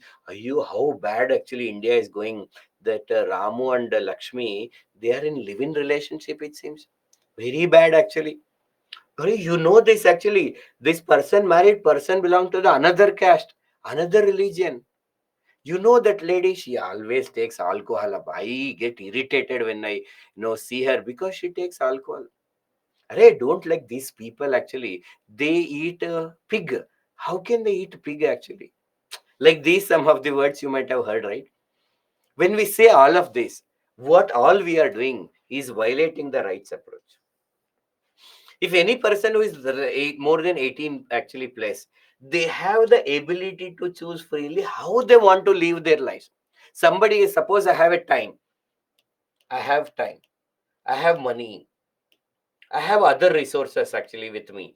How do I want to use time and money and resources is my choice. But one star mark is it. All of us have to respect and follow the law of the land.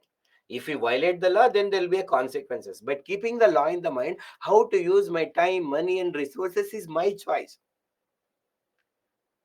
Like how this a person is using the time, money, resources, his or her body, mind, and everything, that is his or her choice. I have a duty to respect their choices and life decision. Whether they are thin or obese, that is there. Okay, if they are happy with their body, it is fine. Why do we worry a lot that that person is obese, this person is thin, and that this? Arey, you are becoming very dark here. Please use fair and lovely. What is the problem? Let they with that is for them how they want to maintain their color. Why are you wasting time study NCRT? Let them do whatever they want to do. It is their life actually, their body, mind, choice, and everything. We have to respect them actually for whatever they are, however they are actually. It is their life. I have a right to live the way that I want to live actually. We should allow the people to live the way that they want to live. But many times we might have violated the rights approach in our real life. Next time when you comment somebody, give suggestion. Here we give suggestion when you ask only, and as a teacher, it is our responsibility. But we don't force you. If somebody we feel that somebody is doing wrong, we may again logically explain. But after that, they want to do it. It is their life here. So, a rights approach is they have the ability to choose freely how they want to live, and we have a right to respect it. Just coming back into this, actually. Now, listen, utilitarianism, we discussed that when we take a decision, we need to take a decision that lead to the maximum happiness to the maximum number of people. Virtue approach, that take the decision that lead adds a good values to our personality. So, utilitarianism, maximum happiness. Virtue approach that add good values. Justice approach, it talks about equals should be treated equally. Those who are in more need are eligible for more benefits. Those who put more effort are eligible for more benefits. And deservedness is a criteria. Common good approach, that is some systems and condition that we have created and upon which our welfare depends. And rights approach is about the life choices. We need to respect the life choices of the people. These are the 5 points that we need to remember according to dimensions of ethics when we take the decision. Now you ask any doubts related to this. Yes, we should have a curiosity to learn ethics.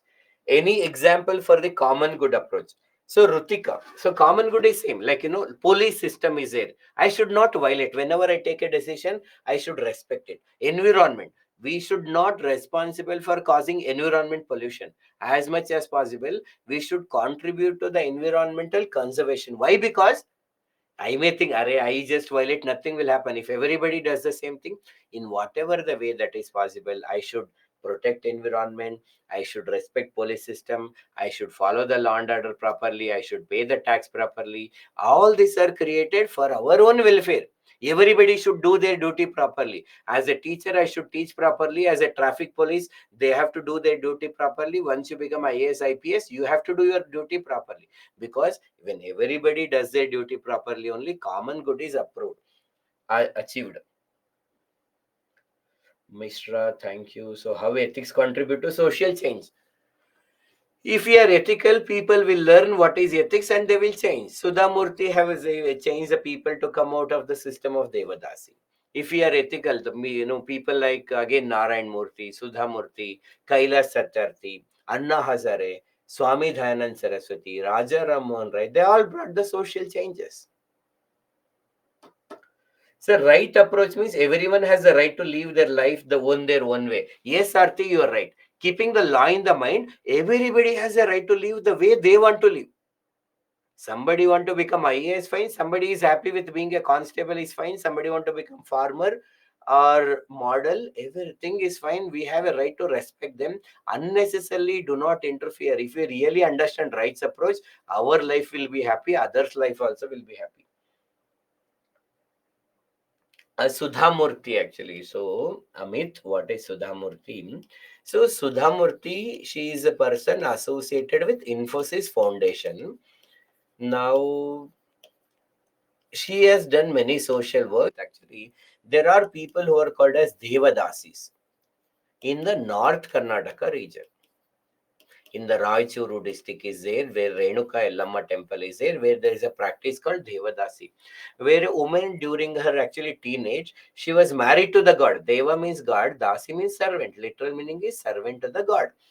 So she was got married to the god. She was supposed to live close to that, because she is already married to god. She cannot marry anybody else. She will be helping the temple actually with whatever that is required, and she will also help the devotees who come there. She has to serve the devotees. She has to do everything to the devotees, including giving physical pleasure to them, having sex with them or something. That was a kind of practice which is followed and people consider as a sacred. Now at the young age, maybe things go well, they will come give money and everything, but when they become 40 plus or something, usually there is no support, no husband actually. Sometimes they give birth to the kids, actually nobody to take care of them. It is also kind of exploitation that is happening. And Sudhamurti helped these people to come out of the system of Devadasi and work on actually animal husbandry, agriculture, explaining them about the financing and everything, so that by willingly they are able to come out of the system. So that's how she was able to brought the social change. Okay, Amit, understood. Joseph, common good approach means very simple. See, if we are happy today, thanks to the good environment is there, thanks to the police system that is there, thanks to the proper education.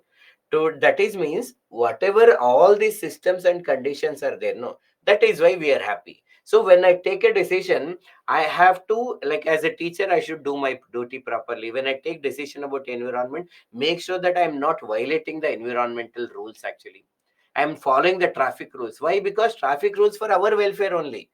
If I violate the traffic signal rules or something, it is create a problem to our welfare. That is why all traffic rules, tax rules, environmental rules, police system, education, they are all created our welfare. Mana manchi kosame ivanni unnai. For our welfare, that is why we should actually protect them and help them. Savudatti Yellamma Gudda. Yes, Amit. Yes, we'll take few questions before we take the break. Now, hope you have understood actually. See, Lakshmi, actually, rather than giving exactly middle, in the first half you will be very effective. So I thought first half should be more. Then we take break and lighter topics towards this. Okay, now what we'll do, we'll take a break. And after the break, if you have any doubts, once again, we'll take it. Break time.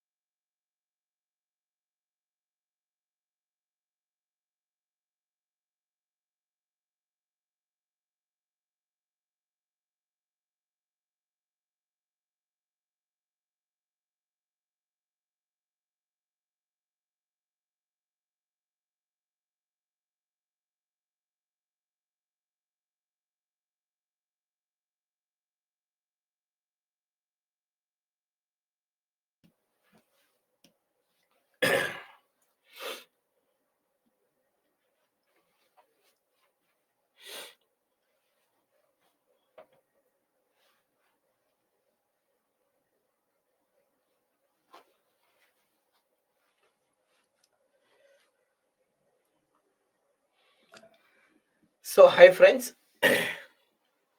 welcome to you all after a small break. Sir, white slide looks cool. Please write on it. We'll also use white slide as much as possible. Pooja, did you back after the break?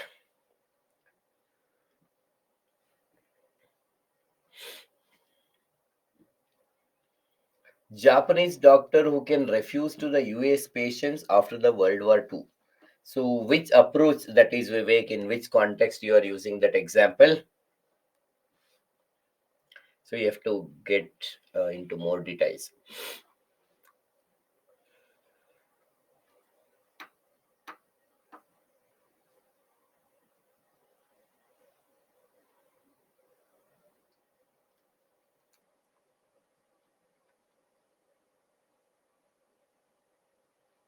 Vedashri. Utilitarianism. If you feel that that is leading to maximum happiness to the maximum number of people, we can write it. But if I want to tell why Japanese doctor refused and all, I need to know more details. Only then I can tell.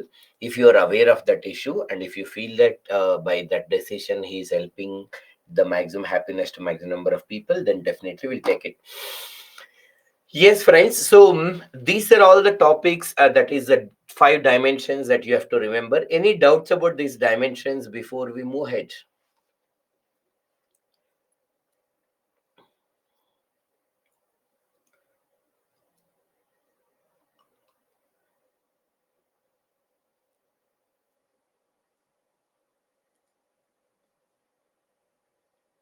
Where could we find the definition of all these terms? Why do you need definition, Yashi? Maximum happiness to the maximum number of people is the right decision. That is utilitarianism. That's all. If you need more, it's all about understanding, Yashi. It's not about finding definition. Nobody will ask you definition. You have to write the way you are understanding. So, Pooja, tell me. So, when did you join today's session? It shows that you have joined at 7 o'clock. Like, just to know when did you join and have you attended all the last two sessions?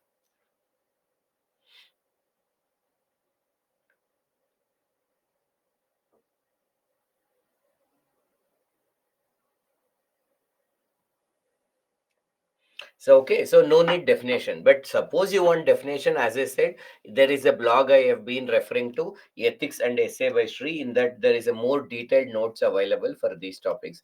You can also refer to that. Ethics and Essay by Sri. Okay, so Pooja, are you understanding the topics that we are discussing? We'll keep the questions pending. Are you understanding the topics? We are still in the third day. There are 12 more days to go. And if you are attending, actually, if you attend all the 12 days, actually, then definitely will get more clarity. So don't worry about questions. So now we'll just focus on whatever we are discussing, understand first. And then you will know how to create.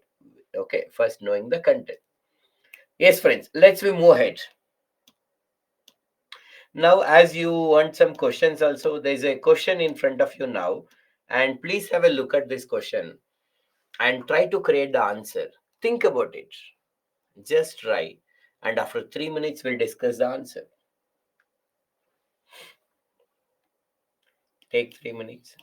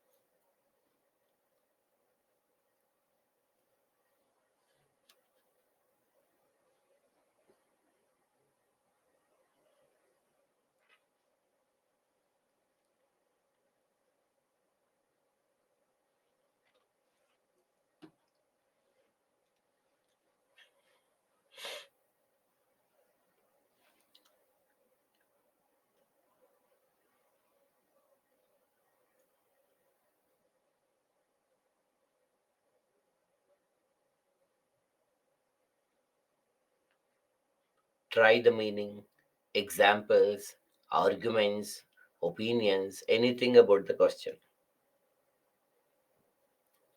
Then we'll explain you.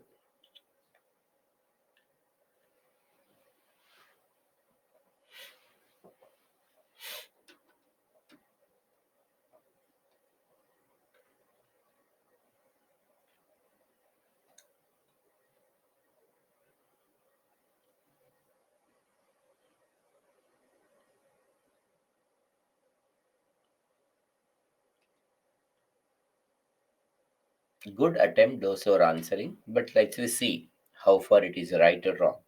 So, good attempt.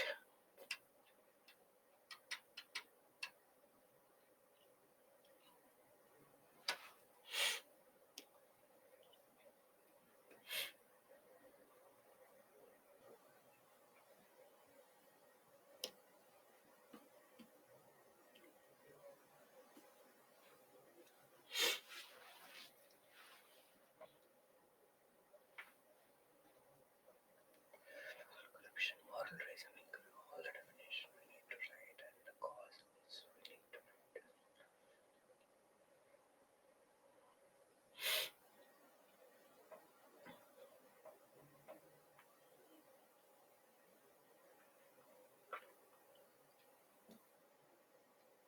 Last 1 minute, try to think as many points as possible. Then I will discuss.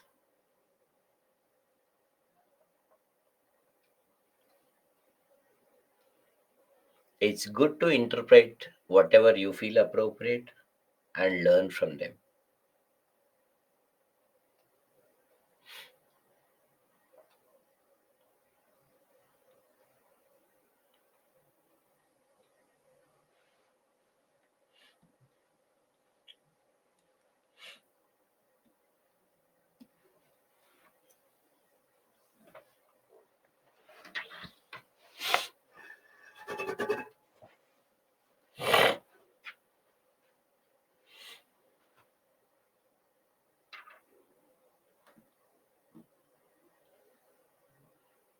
Those who are writing, you just post it and stop thinking. Just start listening first, actually. Listen with a curiosity to understand. Pooja and others. So just listen now and see how to create it. If somebody is typing, just post it in the half also. Now first listen to me. I will take your doubts. I have gone through some of your attempts. They are very good.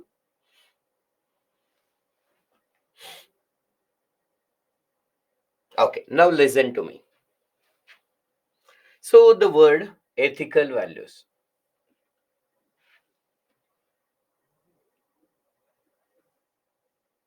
Sir, if you don't mind, can you please share those answers with all of us? Which answers? Okay, others comment. So we'll speak to the team actually and see is it possible for other people to see the comments. Okay. Now we'll do that, Pavitra. Will okay. Now listen to me. Okay, please stop writing. Listen to me. I will take your doubts now. Ethical values is it? What is the meaning of ethical values, or what are ethical values? Same once again. Ethical values are tolerance, empathy. See, you have to learn how we are creating the answer. The answer itself is not important. How are we utilizing whatever we know? Now, how to create? Once you know the content, we can create it. So, empathy, compassion, honesty, etc., etc. Now, crisis of, that means what? Lack of ethical values in the modern times. Normally, when we see modern times and compare to the olden times, in the olden times, what used to happen? The moment I born, my lifestyle will fix. Where I'm going to stay will fix. Whom I'm going to marry will fix, actually. What kind of job I'll do, that is all fixed. Usually, do you remember the caste is nothing but a group of people who are doing same economic activity. All those people who are making pottery are one caste, teachers are one caste, and people who are washing clothes is one caste, people who are taking care of goats, sheep, they are one caste. So the moment we are born, they were decided. Like, okay, there are some close relatives whom you am going to marry and everything. In fact, before I born only, they were deciding whom I should marry and everything. But modern times is not like that. We are not saying which is right or wrong, but modern life has actually high competition. There is competition for everything, and UPSC aspirants know it much better. If you want to get a good see, if you want to get a seat in a good educational institution, there is a competition. Good job, there is a competition. So-called good partner, there is a competition. Unpredictable life.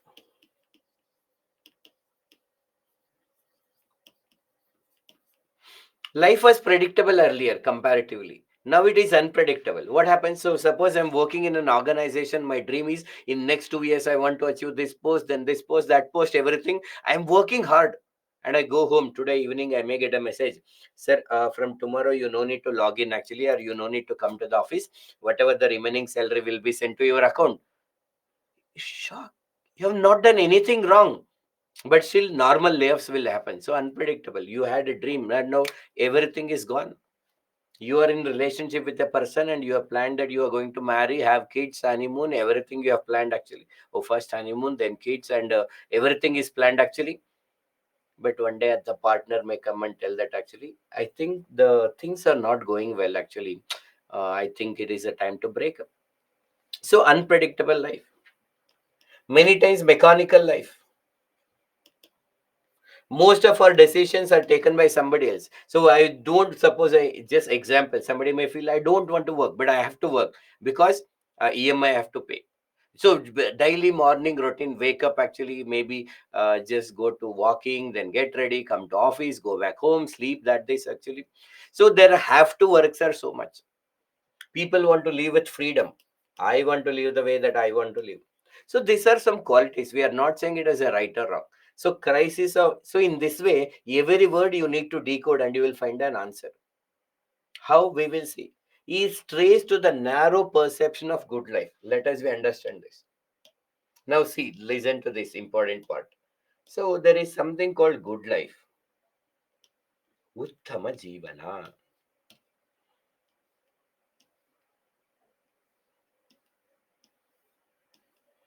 So there is something called narrow perception.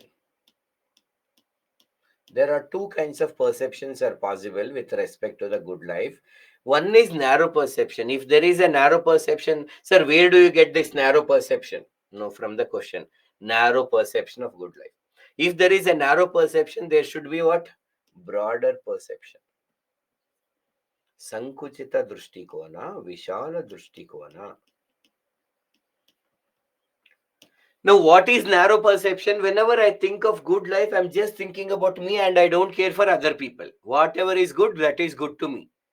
That's a narrow. I am just looking life as a narrow. We actually know that we are all interconnected. If thanks to the efforts of many people, we are living happily, but I don't care here. Narrow, whatever is good to me, that is good. So that is called narrow perception. It is selfish. And if I am selfish, I consider end is superior. When I say end is superior, what does it mean? Suppose I want to clear this examination. An exam should be cleared. And what I'll do, I may copy it actually and get it. I want to get the job and pay the bribe and get the job. Made. So end is what? Getting the job. By following end is superior. So pay the bribe and get the job. Examination I have to pass. Copy and clear the exam. And I want to get the pleasure, and even through harassment we'll get it. So by harassment and get it. So end is superior. Now because of this, what will happen? The given in the question. Crisis of ethical values. Crisis of ethical values. This is the meaning of the question. Why do we have crisis of ethical values? It is traced to the narrow perception of good life. While some people have a narrow perception of good life, that is why there is a crisis of ethical values. No empathy, sympathy, compassion, tolerance, and that is being manifested in many scams which are happening, sexual harassments, all these are happening, robbery, all these are happening. Because when so you are walking on a road while talking to somebody, and somebody may come and take away the phone. They may get 1000 rupees, but somebody who lost their smartphone missing a lot of things, but they're not worried about that. That is called crisis of ethical values. Crisis of ethical values in the modern times is traced to the narrow perception of good life. If there is a narrow perception, there should be a broader perception. And if these people with narrow perception, they are selfish, what these people should be? They are compassionate. They are compassionate. They consider that means is as important as end. Means is as important as end. Now here we see give the example of many scams like Satyam scam, Colgate scam, Commonwealth scam, sexual harassment, Nirbhaya incident. All these are example. Here when we are writing positive, like as I just told you, Sudha Murthy is an example. Just now we discussed. One more example I want to quote here. Try to know about this person. This is the video of the day that you have to watch. In the last class, we have given one example of Odandurai. Today, please consider watching one more video about Bhaba Amte. If you go to YouTube, somewhere note down this, and if you type Anandvan, Anandvan, and documentary, there is a documentary. Name of the documentary is called Anandvan, which is in both Marathi and English. It is there. You can watch it, or you just know about Bhaba Amte. Along with many other social work, he is known for actually working for the people who are suffering from leprosy. Leprosy is a disease caused by bacteria known as Mycobacterium leprae. In 1940s and 50s, people were facing so much of discrimination for getting leprosy. While they are suffering from leprosy, people are blaming them. What sin you have done in the previous actually birth, that is why you are getting this. And because the people used to operate to see even the shadow of the people who are suffering from leprosy. If any of the family member got this problem, they have to go out. Actually, those people who got, if they are not going, they used to tie them in the gunny bag and throw outside the villages. And that was the situation of the people who are suffering from leprosy. And this Baba Amte, known as Murlidhar Devidas Amte, lawyer by profession, how and why he decided to work for the people of suffering from leprosy, and what is this small hospital that he started. He is from Maharashtra, went to Kolkata to take the training to help these people. Then he has come back and started a small clinic that turned into a big hospital, that turned into a big town. All this you can watch in this small documentary called Anandvan. After knowing about Bhaba Amte, know about his son actually, Prakash Amte.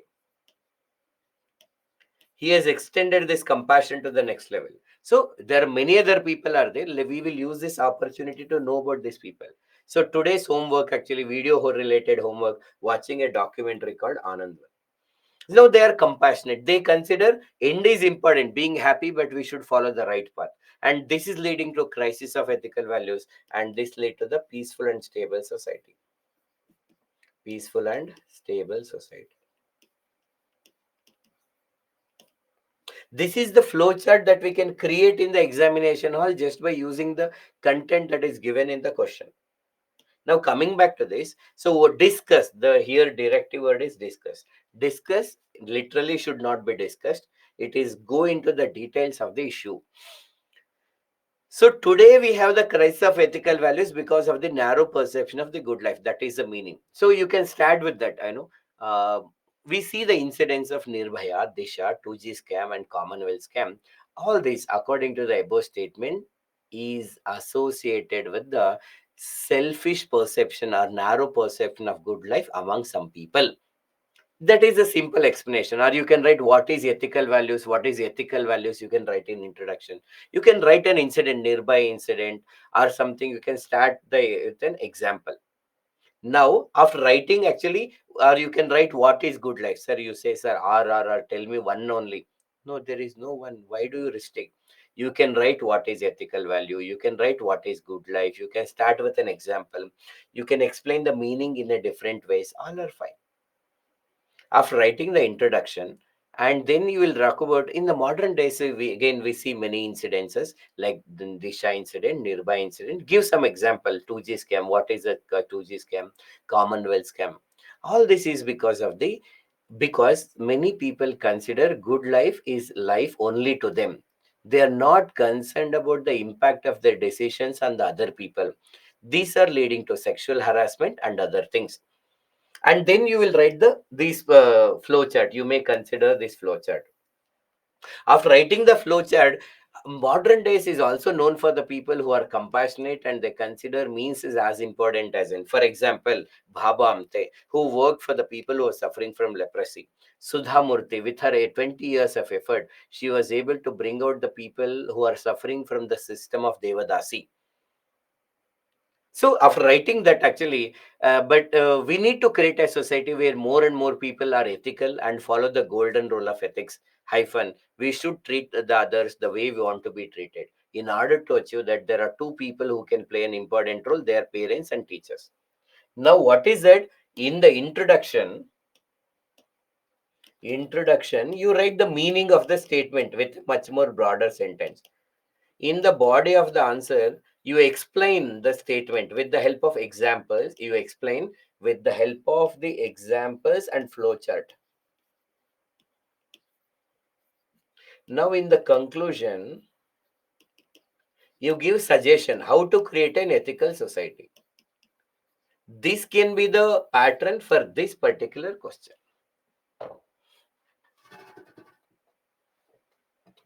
Example of narrow perception. All these are like 2G scam, Commonwealth scam, people who are involved. The people who committed Disha, actually, gang rape, Nirbhaya gang rape, the people who are involved in copying in the examination, the government jobs. All these are the examples of narrow perception. So when you are writing the narrow perception, write the incidences. Don't write the name of the people. But when you are writing the positive, write the name of the people. People who involved in a fodder scam, yes. Baba Amte. Is this the spelling? No. AMTE. Amte is actually spelling AMTE. Okay. AMTE. Amte. Baba Amte. Screenshot, please. If you possible, you take it or take the photo of it. Yes, Bhava Amte is the same person who worked for the people with leprosy. Now, did you understand the question, Pooja? Narrow perception correction of politicians. What does that mean actually, Pooja ji? Yes, some people have a narrow perception and they commit crime. Both some people have a broader perception. And because of narrow perception, crisis of ethical values are happening. While some people have a broader perception, because of that, we also have a stable society. That's why many good things are also happening in society. And because of narrow perception, many bad things are also happening in the society. Both are there in the modern times. Sir ನಾವು ಎರಡೂ example ಮಾಡ್ಬೇಕಾ? ಹೌದು ಚಂದ್ರಶೇಖರ್ ಅವರೇ, ಎರಡೂ example ಬರಿಬೇಕು. We need to write both the example. Narrow perception is selfish life style. Yes, it is. Corruption, yes. But don't write any name of the politician when you are writing the negative examples. When you are writing positive, you can write Sudhamurthy, Bhabamte. You can also write R. Shanmugam. Who is this R. Shanmugam?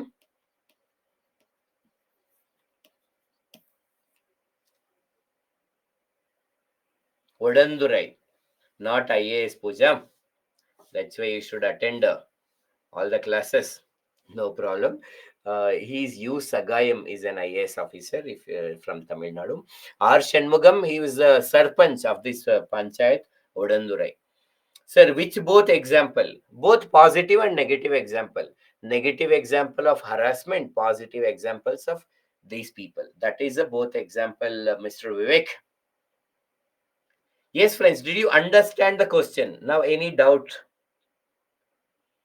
Sir, can we say that short-term view is connected to narrow perception, long-term? That is also can be written, Abhijit. We will be selfish when we think of only short-term. But if we think about long-term our life, we will be usually broader perception. Where are you from, sir? That I will tell you towards the end, Samiksha ji. Yes. Any doubts about this particular question? Hope you have understood. If two yeses, then we'll go ahead. No doubts. Okay, let's go ahead.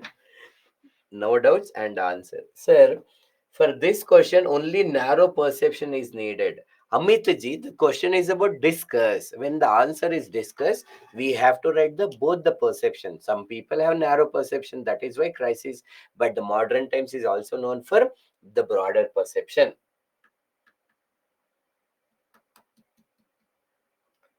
Essay class is feeling like English class. Pooja ji, once again, this is not even essay class. This is ethics class. Okay, ethics, integrity, and aptitude paper. This is. Let's we go ahead.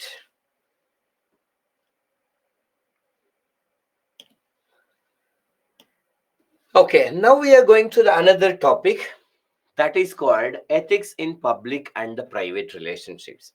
So we have a topic called ethics in public and private relationships. But in order to understand ethics in public and private, okay, that's not a problem, Pooja ji. We understood. Just making fun. Okay. So first we need to know what is private relationships and what is public relationships.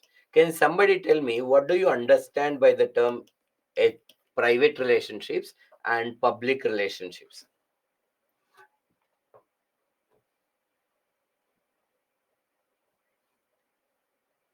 Yes, Muzdaba. Ethics is a good syllabus that is introduced.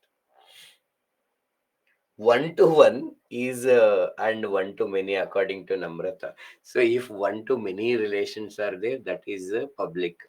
If only one to one, that is private. Let us we see. Yes, Purvi, we are entering into the new, if not new module, yeah, we can say new module. Everything are interrelated and exactly module wise because as we said, it go according to the flow of the students and everything. So like that. Extramarital is private, marital is public. आहा अनुराग जी आप क्या बोलिए था.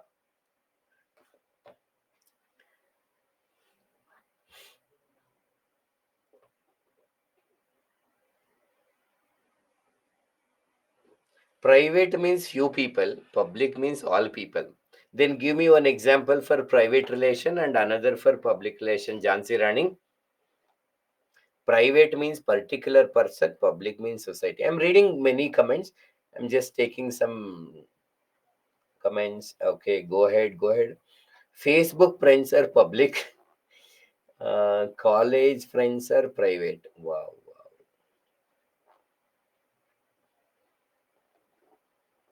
Private is personal life. Public means dealing with the society.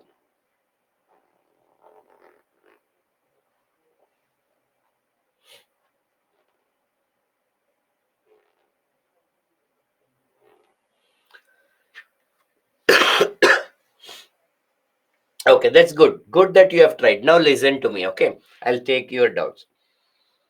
Now, normally in the science, we study, difference between prokaryotes and eukaryotes, difference between plants and animal cell. They are very specific. But when we discuss the relationship in the arts, actually in the ethics like subject, they are not exactly. These are only the general nature of this relationship. Remember, these are not all the private relationships like this, all the public like this. We cannot say. In fact, we may have many relationships which are combination of private and public actually, and they are keep changing also. That is why strictly all these are like this. No, but in generally, the relationships in which keep writing and keep understanding the relationships in which love and emotions plays crucial role is known as private relationship. The relationships in which love and emotions play a crucial role. The relationships in which rules and regulation play a crucial role is the public relationship. Love and emotion is private. Rules and regulation is public. That is the basis of these relationships. In generally, our relationship with friends and family, we have private. While the relationship in the organization that we are working and the society where we are living, we have public relationship. I'll take some examples and I will explain to you. Usually, our behavior depends upon the love and affection. How much love and affection we have towards them, that is how we behave in a private relationship. While in the public relationship, we have legal and social obligations. We have legal and social obligations.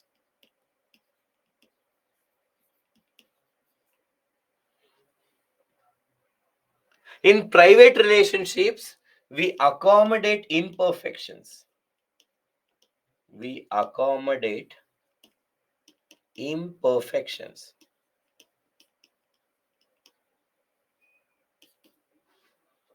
While in the public relationship, we expect perfectness.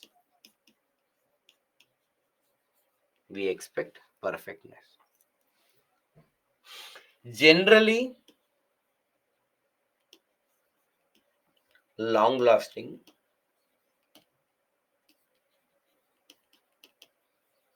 while this is temporary.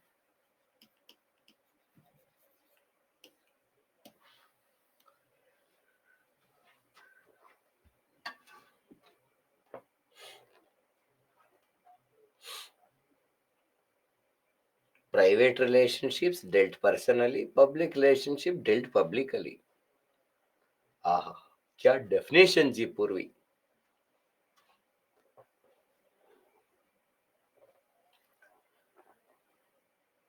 So when we just comments on some the statements that you have written just for fun, don't take it seriously. Oh, sir is actually laughing at my comments and all. They are just fun. I don't have any personal actually narrow perception about you and all. Just to make some fun. Sometimes we just drag some comments and all. Don't get hurt and take personally. Okay. Now listen to me. I will explain to this also. Thank you.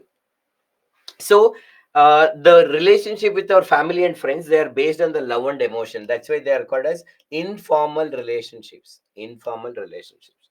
While the with our colleagues and with the society that we are there, we are supposed to behave according to rules and regulation.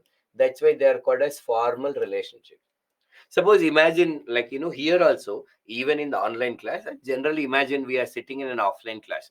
How I'm supposed to behave with you, and as a student, how you are supposed to behave with me. There are some written or unwritten rules and regulations are there that will define our relationships. And that's why our relationship is public. While with mother, father, brother, sister, friends, and all, it's not about rules and regulation. It depends again. How do we behave? It depends upon how much love we have. Sometimes we are close to mother compared to father. Maybe daughters are close to father compared to mother. So that depends upon how much love and affection they have with our friends. There are so-called close friends, hi-bye friends. So many friends are there.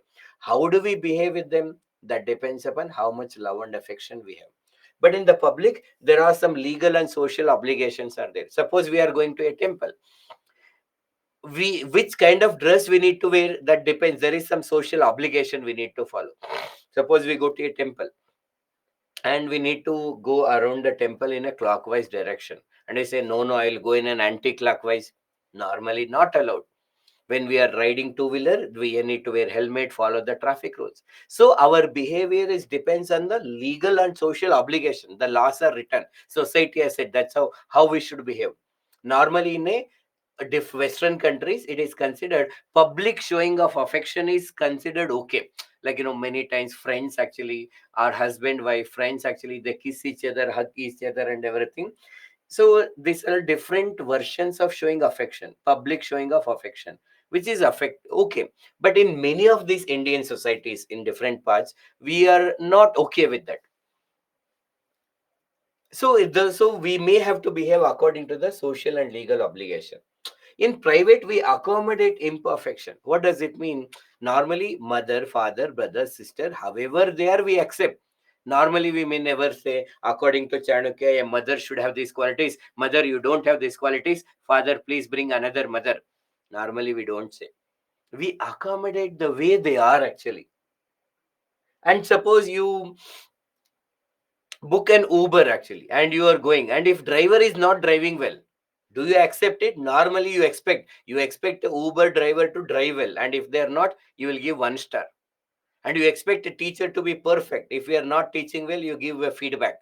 So when that is public, when you go to a hotel, if food is somehow not good at home, actually we may say mom, dad, actually, or somebody whoever is prepared, not so good. Please prepare well. Something we say, but in a hotel we expect perfectness. If they're not serving, we complain. So in all this public relationship, when we take the services, we expect perfectness. And generally long lasting, our relationship with husband, wife, father, mother. As I told you, public relation can be as simple like a book Uber at 7 o'clock, example, and they drop me at 7:30, and the relationship may end. At the time of relationship, I have to respect the driver. Driver has to respect me. There's a rules and regulation that will decide how we have to behave with each other. There are many situations where private relationship can become public and the public relationship can become private. Can you think of some examples how private can become public and public can become private?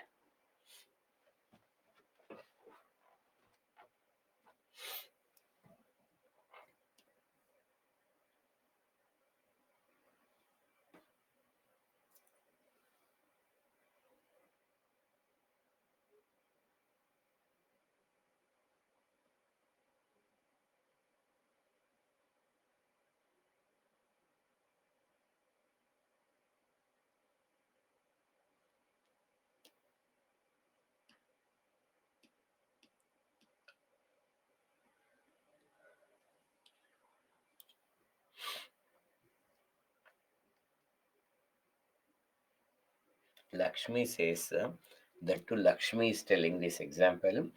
Our ex-girlfriend can become from private to public. So Lakshmi's girlfriend can become private to public. Okay, that's good. Just um, Kum says photos. So what is his photos actually? If someone falls in love with their colleague, then it can become private. Family behaves against the law. Legal battle between husband and wife. Private becomes public. Mm. If they're celebrities, something happened in their lives, it comes to public. Uh, then it is called public relationship. Health of public figure, it is a private affair of public importance. Sir, if father or mother is a colleague or principal, colleague becomes close friend actually. Jyoti Maurya case, I'm not sure of it, Vivek. What is that? I'll learn and I can only tell, or you have to give details. If someone falls in love with their colleague, yes, as you many of you rightly said, suppose two people in an organization, they are colleagues, they may become friends. That's how public becoming the private. Husband, wife are there, and when they get divorced, they'll become public. And it is not just that. Suppose husband, wife, brother, sister at home, they have a private relationship. And if they are working in the same organization, at the time when they are working in the organization, they have to behave according to rules and regulation. Somebody is a team leader, another is a team member. Their relationship is guided by the team leader and team member relationship. Husband, wife, or brother, sister relationship should not come there at the time of working in the organization. As many of you rightly said, that is correct. Now, this is the nature of what is private and public relationship. We have to go into the ethics in private and public. Are we clear about what is this private and public? Sir, after living relationship, person leave their partner. Okay, that is LIV or LEAV leave their partner. Not necessary. After living, they can marry also. Yes, let's we go ahead. When we post pictures, they become public. See, kumkum actually, okay? Generally, see, something becoming public is different than what is private relationship and public relationship. So we are talking about relationships. So the nature of private and public relationship, if you put photo in the Facebook, it will become public. That is not public relationship. Okay. Let us we go ahead. Now, the syllabus is actually what is ethics in private relationship and ethics in public relationship. For the sake of convenience of our decision, we have divided this ethics in private relationship into 3 categories: husband, wife, parents, children, friends, like these categories. Now, before, though generally he is a 21-year-old civil service aspirant, you should have your own idea about what is this actually husband, wife, parents, children, how they should be, how they should not be, and everything. But generally, we will discuss some things, or I will tell you few things. I will also take points from you. It is not necessary that you have to agree. You have to make your own points, actually your own idea about what can be the ethical relationship which is appropriate between husband and wife. Some 5 6 sentences, parents children some 6 sentences, and friends. Now you tell me actually some points that is appropriate in the relationship among the husband and wife. What is right, what is not right? Currently, Sania Mirza's husband's marriage got viral. Yes, it may get viral. If they separate, actually, if they interact, then there will be a public relationship only. Okay, now coming back to husband wife relationship, mutual respect and coordination, loyalty, respect for each other, understanding each other. They should respect each other, love each other, responsible each other. Okay, most of you are again talking about that's correct point. Understand and respect. Other than understanding and respect, consent. Vivek says love passionately. What is this loving passionately, Vivek? No use of any kind of violence in the form of action or in the form of words. Share the feelings. I am feeling very cold, hot, okay, temperature, that, oh, not that feelings, okay. Take care of both of themselves, encourage each other. Encourage for what? Patience should be there. Own each other with pride. Owning other person is very bad. Like as a husband, I should not own my wife. Own means owner. Owner is actually bad. Nobody is owner. So rethink about owning each other actually. Respect each other, staying together, going together is all fine maybe. Okay, be proud of each other. Okay. Taking decisions together. Good. So adjusting for each other. Okay. Always first to say sorry. Who should tell man when in the husband or wife?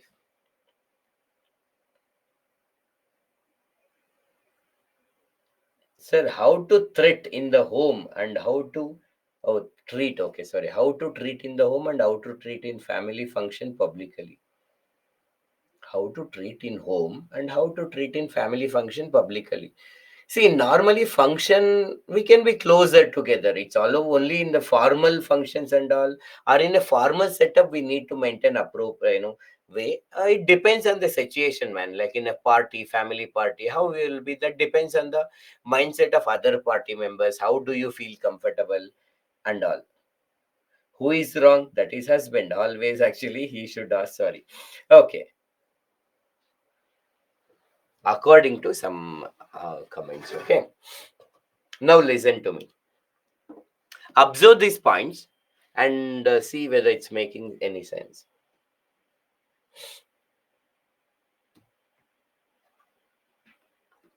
You need to create sentences in your mind by using these concepts.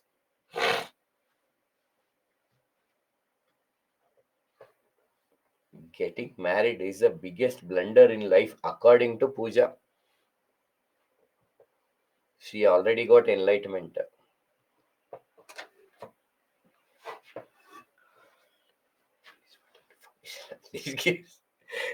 So some students say, if a woman scolds him actually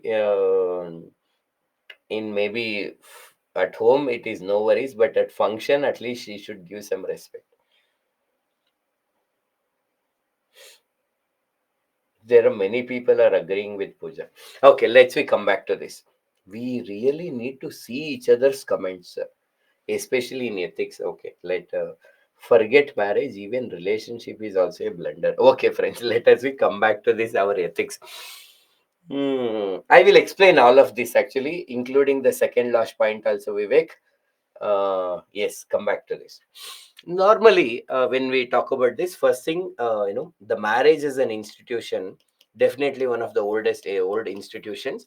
So now in the it might be created for some different functions that was necessary in the olden times. In the 21st century, whoever is not married, or in generally before marriage, everybody has to question why they are marrying. What is the purpose of marriage? What happens if we marry? What happens if we do not marry? And what is the relevance of marriage in the 21st century? They have to study. There is nothing wrong. In fact, they have to study. And once they get some clarity, actually, what they are doing, why they are doing, and if they really feel that, yes, we can marry, I want some person to share my feelings, stay together, being rather than being in one person, we two people can really happy together. Once you get clarity, only then you have to marry. And of course, before marriage, you should have a self awareness. All these things are there. And those who decided to marry by mistake, what are the principles they have to follow? So first thing, they have to understand each other. So every person is unique, every person is different, their values are different, mindsets are different, their concept of right and wrong is different. So we need to understand. The second word is imposition. That means we should not impose here. See, this is the key word. So here, but if you know the general awareness, as a husband or as a wife, we should not impose our values. If anything is right or wrong, we may convince logically, but forcefully telling that you have to do this may not be appropriate in the 21st century. Now, in the decision making, in the process of decision making, there should be a participation of both the people. Both should be participated. Generally, in the patriarchal society that we are there, the literal meaning of patriarchy, archy means rule, monarchy, the rule of king. Patri means father, the rule of father, literal meaning, or rule of males in general. It is considered that women are incapable of taking the decision, and that is why during her childhood, father should take the decision. During her adulthood, husband should take the decision. During her old age, son should take the decision. That is why it has been followed. But even today, though there are many women are getting, there are many more women have to get this opportunity to take the decision. Even something related to their life, like for example, what to study, when to marry, whom to marry, how many kids she would like to have, when she would like to have the kids, what should be the gap between the two kids, where she would like to stay after the marriage. Actually, all these are related to her, and the people who are involved in that, all the stakeholders, they should also take the decision, and she should have a primary say in that. Marriage should not be an end of the hobbies and career. Hobbies are something that we love to do, we enjoy doing it. Career is something that we want to convert our potential into a reality. So marriage should not be an end of the hobbies and career. In fact, both, after the marriage, both can continue their hobbies and the career. Nowadays, the biggest challenge is there. Now, earlier, what happened in the patriarchal society, listen to this, the male is a breadwinner and wife is a homemaker. That is how it is going on. That is, it was going on. Now, what happened? Male remained as a breadwinner, he continued as a breadwinner, while the woman has taken both the responsibilities of both the breadwinning as well as the homemaker. That has why increased responsibilities have come actually. So that is why there should be a support from each other should come. There's an important article I have written. If you go to Ethics and Essay by Sri, the blog I have been referring to, please consider going through this Ethics and Essay by Sri. And in that ethics in private and public relationship, if you go to that chapter, there is a talk article about how to maintain the work life and personal life. Go through that. It's in a simple English. You will understand. So it is the responsibility of both the people that they have to share the responsibilities with each other, support with each other. Especially both are working, if they are both are working in the organization. Now, marital rape and the sexless marriages are the few issues that has been highlighted in the 21st century. In both the cases, most of the times victims are women. What is marital rape? What does it mean? Though it is a gender neutral word, for all the practical purpose, what is happening? Where husband is getting the physical pleasure, sexual relationship from his wife against her consent. Against her consent, actually. That is called as a marital rape. And that is not ethical. So it should not be done. At the same time, the physical relationship is need of both the people. If men wants, actually it is a relationship when sometimes woman wants to have it but the men is not ready to have it actually. So that is why, or because of some reason, many relationship go as a sexless marriages. So that is one of the important. We cannot say sex is only, or marriage is only done only for sex, not at all, right? But that is also an important part. If because of some psychological issues, physiological issues, any of them are facing the problem, they can consult the counselor, therapist, or whatever that is required, and make sure that they maintain a healthy relationship related to this. With respect to domestic violence, there are some situation where actually domestic violence is there, where husband is beating the wife. That is wrong. That should not happen. And wife also beating husband also should not happen. Domestic violence should not happen. It is very wrong. Because of the patriarchal mindset, once again, it is considered that wife should listen to me, follow my orders and everything. And when she is not following, it lead to violence. That is wrong. But one more wrong thing that is also happening is actually there are many false complaint of domestic violence is filed by the wife and the husband family members. So there's a section called 490 ATM, and many judges agree that one of the IPC section which is grossly misused is this actually domestic violence case, and sexual harassment cases also many times misused. In this way, one more homework or video you may consider watching. There is a video called Martyrs of Marriage. Martyrs of Marriage. It's a documentary which is based on the real incidents where how some women have filed a false complaint of domestic violence and they have harassed their husband, and false cases actually. So you can just consider watching trailer of 1.5 minutes. After that, if you like some, you may consider watching full documentary. That is up to you. Just to know that there is a section and which is being grossly misused. You should aware that actually domestic violence is an act that is there to protect women. It is very good act, but some women are misusing it. And because in these cases where actually most of the times if a wife goes and complain, it is considered that husband have done, they have been harassed actually and faced a lot of problem. Suppose as a husband, and if my wife files a complaint because of some other problems that is happening, it affects my career. To prove that I may actually committed or innocent, it may take 6 months to 1 year. But in the meantime, how do we face our family members, relatives, and professional life? Everything they got affected. So you should know the other side of story also, the martyrs of marriage. And so domestic violence, if a man is doing it is wrong, woman is doing it is wrong actually, and if women are filing a wrong complaint, that is further wrong. So these are the few key points associated with husband and wife. And you can always add more points, you can remove some points, that can be done. Any doubts about this slide before we go ahead?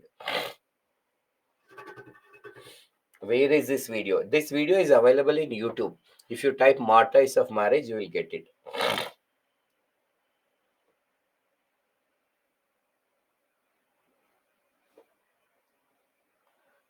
Nowadays women are dominating. Comment by Sri Lakshmi.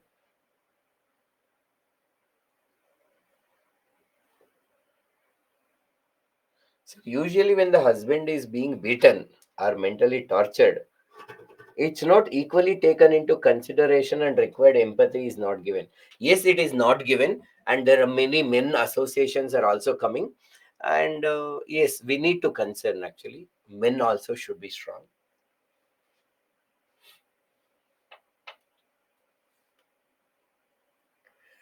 Sir, I always listen from top celebrity to common man in whom always wife dominated by wife. Is there lie or in fact? See, always word we are not sure, Santosh. Every family is different. Every family is unique actually. And every wife, every husband actually they are unique. Their expectations are different. And how do the other partner respond to it is different. So many things are happening. The one big problem in family, nobody will tell the truth actually. And every say most of them says that everything is fine, but many things are may not fine. But until you get into that new world, you do not know the reality. Many of are not ready to share the real things which are happening. Why can't we support sexless marriages? Why to support Parveen? Marriage is also about actually physical relationship. It's an important part of the marriage actually. If not, why do we have to support? And If somebody want to go for a sex life, that is fine, but before marriage only they should tell, I don't want to involve in that. Then it is correct. It is a section related to domestic violence, Pooja, that's all. And for more, you have to refer to the section or the polity. Since two people are in marriage, how can we conclude of having the true complaint against the case of marital rape? That is why in India, marital rape is a legality of this is still questionable. There is no clear law related to make marital rape as a offense, legal offense. There are many debates are happening, and we cannot prove that actually also. That is why, as of now, it is not a clear legal violation, but it's unethical if somebody is doing it. Sir, when I search Mard poem, many are coming. Any poem that talks about what is the role of men, that is correct, Vedashri. That's all.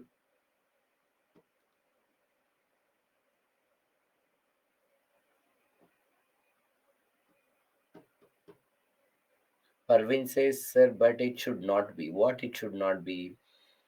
Sir, this is domestic violence on men. No, 498A is a domestic violence case. Usually, woman is considered to be the victim in that case.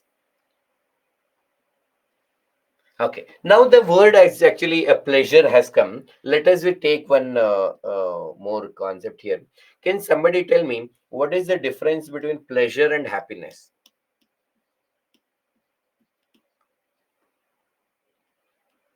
Pleasure and happiness.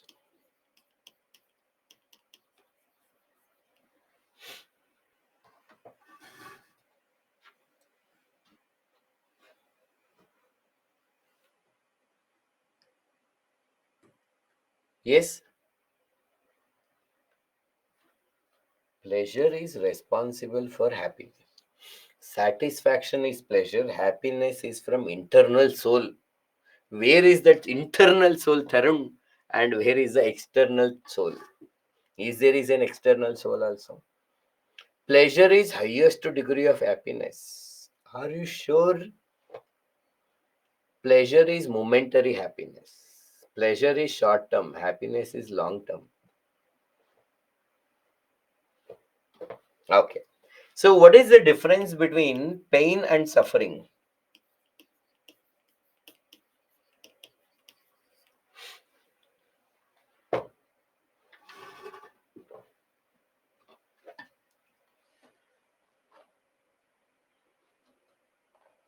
If you do happy them, they told it is my pleasure.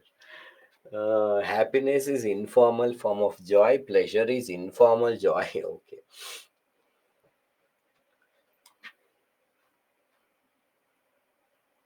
Good, good. Go ahead. Suffering is deep.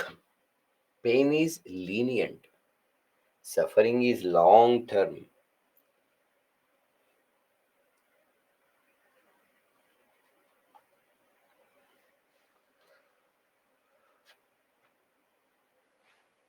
Good. I will tell the answer. Don't worry. So, what is the difference between need and wants?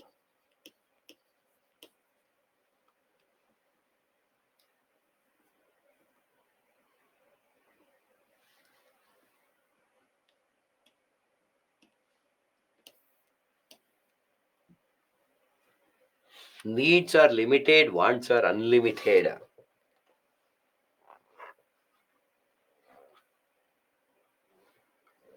Needs are lot of needs for basics.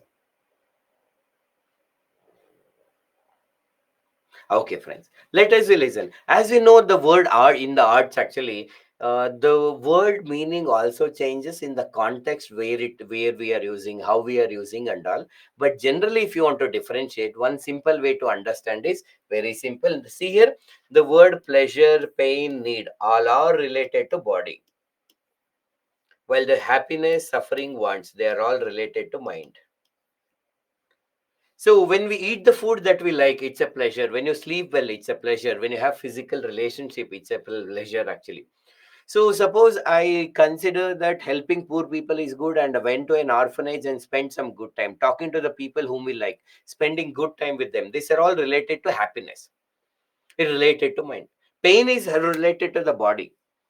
Like when we actually hit, there is a pain. Suffering is related to mind. When somebody scold us, we feel inferior. We got come out of the job and everything, we suffer. Sometimes an accident happened to us and our family members suffer. Need is related to body. That's why it is limited. We say, needs are limited. Why? Because it's related to body. Wants are unlimited because it's related to mind. You can have any many wants. Generally, this is the difference. But as we say, sometimes we say thank you, and other person say it's my pleasure. So they are not talking about body pleasure. They are talking about intense joy actually. So sometimes based on the context in which you use, meaning may change. But if you want to differentiate it, this is how we can differentiate with pleasure, happiness, pain, suffering, need, wants. All these three are related to body. Hope you have understanding. And all these three related to mind.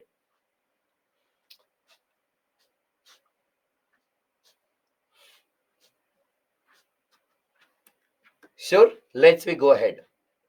Now give me some points for parents and children.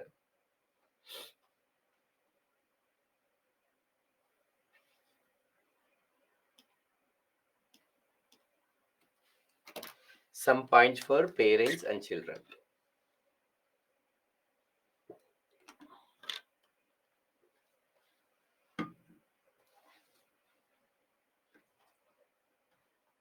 Sir, I am bit in lag in public speaking. How to learn? By speaking in the public.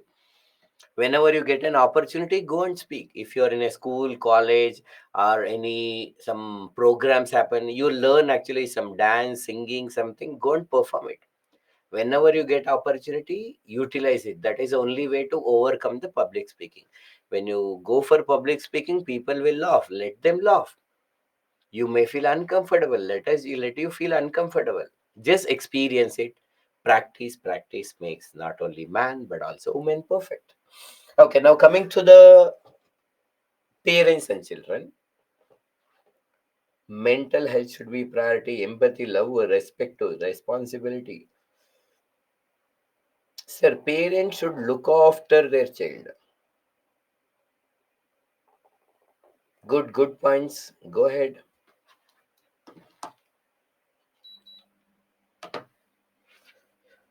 Today only I won the first prize in elocution competition.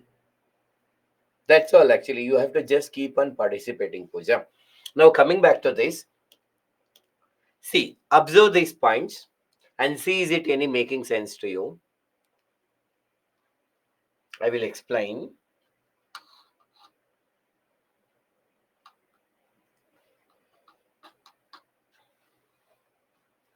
Trust on children, especially on girls, according to Veninder.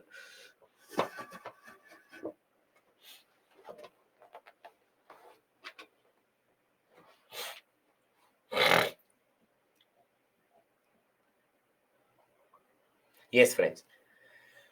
These are again, as I will say, key points you have to understand and elaborate it further. See, first, once again, as we discussed before marriage, they have to decide why they are marrying, and after the marriage, they should also think why are we giving birth to the next generation. Earlier, the one is when we are in old age, there was nobody to take care. That's why we need to give birth to the next generation. And they were not much aware of contraceptive methods, and contraceptive methods are not available much actually. Nowadays, actually, of course, you can give birth, but everybody they have to think why they are giving birth to the next generation.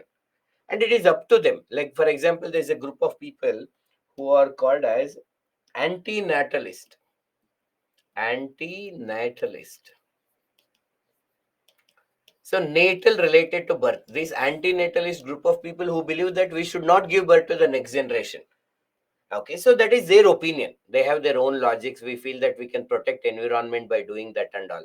But I'm not saying that you have to be anti-natalist. But if some couples think that we don't want to give birth, that is fine.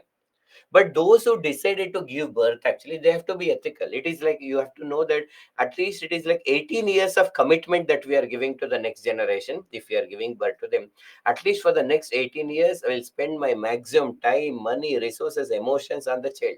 If you are not able to, then we are doing wrong.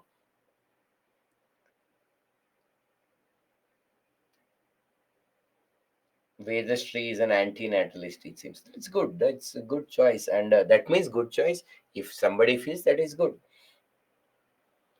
I not understood corporal punishment. I need to explain, man. I'm explaining. No, the previous slide I have explained, right? Every point you have understood. No, I made to come. I just want you to go through this. Now listen to this. So those who decided to give birth to the next generation, first they should tell that the what is the purpose of children. Actually, they should tell that you have some purpose. Now tell me, what is the purpose of your life? What is the purpose of our life?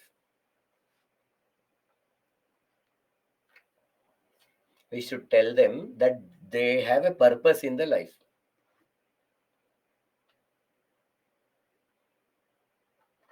to fulfill the parents demand. Money. Yeah, there are other comments also, and they just okay, waste money of our parents.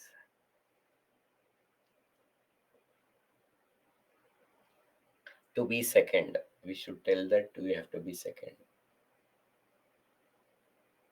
Clearing UPSC. Okay, want to serve the nation by making the children like it. Okay, now listen, that's why so we should tell that the purpose of life is to be happy.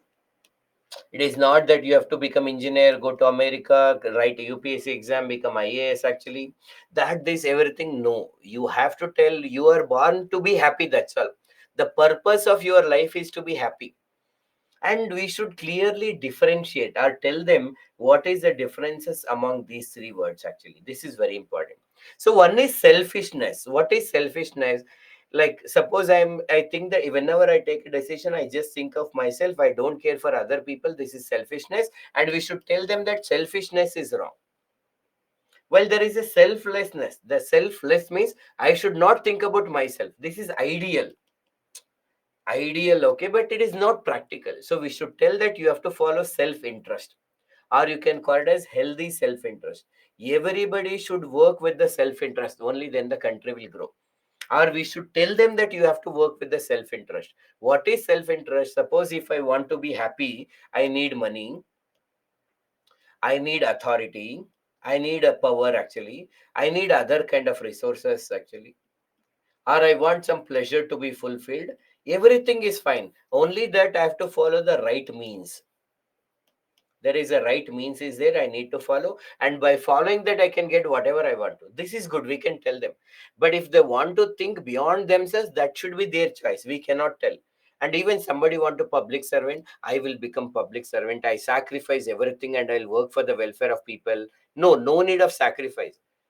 My source of happiness in lies helping the people by utilizing my knowledge, intelligence, and the power. If I can able to help the people, and if that brings me happiness, then I should actually become a public servant. If sharing knowledge gives me happiness, then I should become a teacher. So teacher, doctor, lawyer, we sacrifice everything. No, that if you sacrifice, you can do it only for a short term. So we should tell them that healthy self-interest is good and you have to work according to that.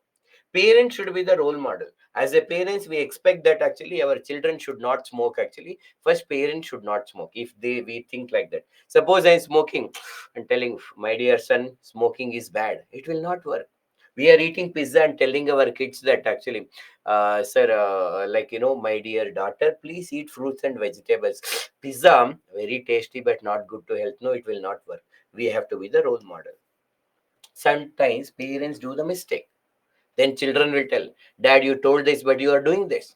Mom, you told this, but you are doing something else. Then what do you do? I am your father and you are saying to me. So when the parents, actually we as a human beings make mistake. When we make mistake, actually we should accept that it is a mistake, and we should take steps not to repeat it. Also appreciate the child for his or her knowledge of right or wrong. Then corporal punishment. What is this corporal punishment? Means actually physical punishment. Corpus means body. In simple, beating a kid. Now, do you think that sometimes it's okay to beat the kids by teachers or the parents, or we should never beat them, or when we can beat them? You have any thoughts on this?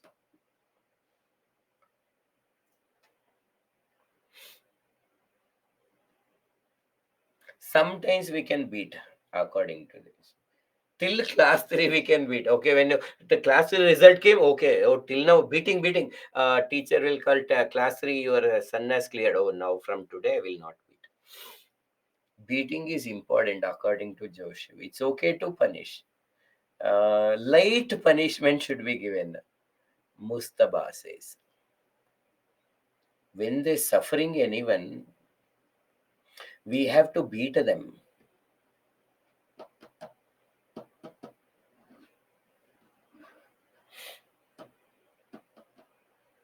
Dandam dashagunam. So we should beat them so that they will learn 10 qualities. Our parents was beating too much in our childhood days. So that, do you feel it's a right thing or wrong thing, Chandrasekhar?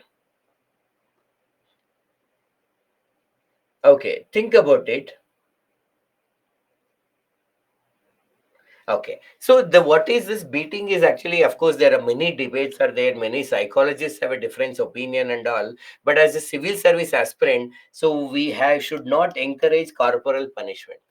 Remember, not that parents beating children. Actually, nobody should beat anyone. If somebody is doing robbery, we should only capture that person and call the police and send them. Nobody should beat anyone. Nobody means nobody actually. So, like in exceptional cases, terrorist torture, if we keep that actually, otherwise, or some even some mentally disabled also, we should not beat. There is some medical treatment actually. If we are beating the children, one big minus is actually we are telling that in order to bring some changes in other person, you can beat them. We are creating a culture of violence. Nobody should beat anybody. Somebody is a rapist, terrorist, or anybody also. Like as we said, some exception. Generally, so-called bad people also, we can only arrest them and send to jail. Nobody should beat anybody. Somehow, but many common we these people are looking like kidnappers of the children, and many people beat have that they did beat them. That's wrong. Whatever appears as a true, it may not be true. Please have patience. So that is why nobody should beat anybody. So that is why corporal punishment in the 21st century is wrong. You should not beat. As a teacher, as a student, as a stranger, you should not beat. Next one, refined knowledge. What is the meaning of refined knowledge? Suppose as a parents, we received some knowledge from our parents. We should not transfer everything to our next generation. We need to refine. That means filter. Whatever is relevant in the 21st century, that we need to transfer. That's what our parents may used to beat us, but we should not beat our next generation.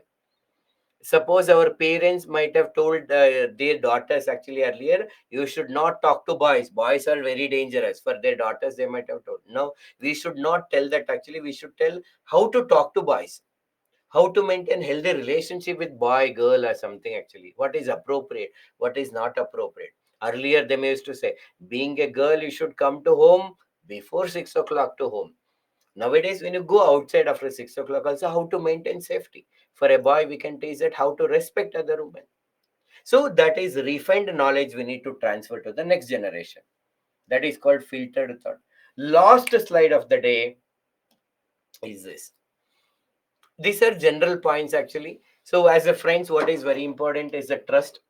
We should trust, and we should deserve the trust of another person. That is being the trustworthy. Most of the times we learn habits. Is habits good or bad? Are habits good or bad?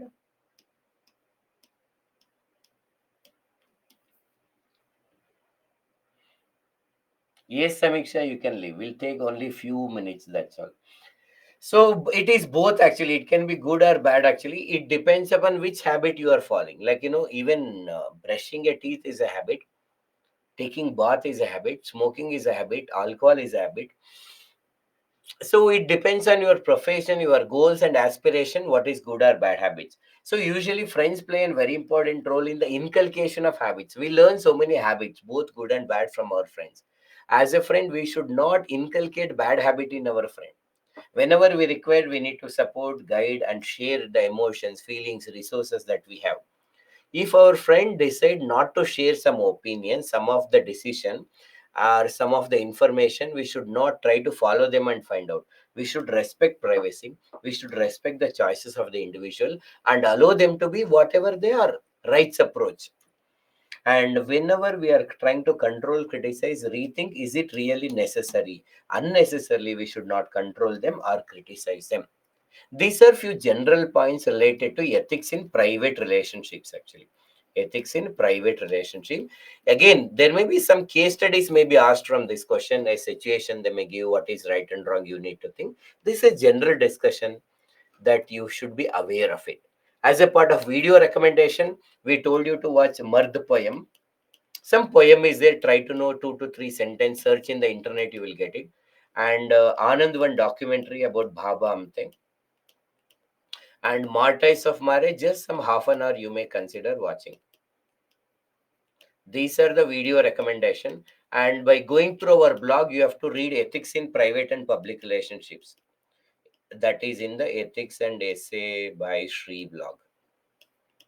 These are the homeworks that you have to do. Now, any doubts? So officially, this is the end of the class. Those who want to leave, you can leave. But if somebody has a doubt, you can ask. Actually, I'll be here. What was the mistakes of parents point? Okay, what is that actually? Sometimes parents makes a mistake. No, then children will tell actually, madam or mom, you told this, but you are not following that only. We say you should not lie. For example, parents, as a parents, we say we should treat everybody equally, we should respect the human beings. And then domestic maid came late and we are scolding, don't you have any common sense? You are supposed to come at 8 o'clock and you are coming at 8:30, and you are actually some throwing vessels on them and all. Then children will tell, mom, you told we should respect everybody, the domestic maid is also human being. Then we get triggered, you are telling me only, keep quiet. Normally we should not do. Say, yeah, sorry, actually we shouldn't have been done. And that's good that you are able to identify what is right and wrong. I appreciate. Next time I'll make sure that I'll never beat, I'll actually never actually scold her. I'll call her and ask sorry. That is called mistakes of parents, a key point. Mustafa, got it? Sir, why not corporal punishment ban in the home? If illegal, I went to Supreme Court and said, "My lord, please protect me," and FIR is violated. See, normally what happens in Indian law context, if parents are the sole take carers and everything, and sometimes we are yet to evolve. Sometimes kids don't listen. That's why making illegal is very complicated issue. But still, if somebody go to police complaint that my parents are, I don't want to live with my parents because they beat or something, it is allowed actually. But rather than making it legal, parents should evolve to teach the ethical values in the better way. So, out of the 3.5 hours, how much time you are able to focus? Are you understanding? Are you getting curiosity? Are you enjoying the process of learning ethics? Are you facing any difficulty as an aspirant when you are listening to these classes? Any of these things you can express. The fights between the parents are also leads to bad mental and emotional health. Yes, Namrata, that's a very good point that parents should be aware of it. Why usually boys disrespect girls? To give a tag of characterless. Well, maybe the if you observe that some boys disrespect the girls, that is again related to patriarchy. They see that, suppose if I grown up seeing that my father always scolding my mother, or actually even my they're giving more work to my sister, they're allowing me freely, they're not allowing anything, they're scolding more to my sister or something. I feel I understand that okay, women are inferior. Sometimes we say they should be in their limitation, it is our duty to control them. When all these thoughts are inculcated in us, we may show the same thing outside also. So the last point, refine the knowledge. So what I'm telling is, whatever the knowledge that as a parents we received from our parents, we should not transfer. We need to filter them. And what is relevant in the 21st century, whether our parents told this, but is it relevant? And once we feel that it is relevant, only that values we should tell to our son and daughters. Discrimination between male and children is bad. Yes, it is bad. So, Satakshi, is it the right pronunciation? Satakshi. Satakshi. And what is the meaning of Satakshi? So, out of 3.5 hours, you are able to focus only on 2.5 hours. What happened to the 1 hour? Parents want to stay together because they feel both are important. But then they fight or live separately in the same home or indulge in the open relationship. Then also the purpose of living together becomes irrelevant. As I did be a psych, I saw many such case studies. Yes, Vedashri, in the 21st century, it becomes the new normal and creating a problem.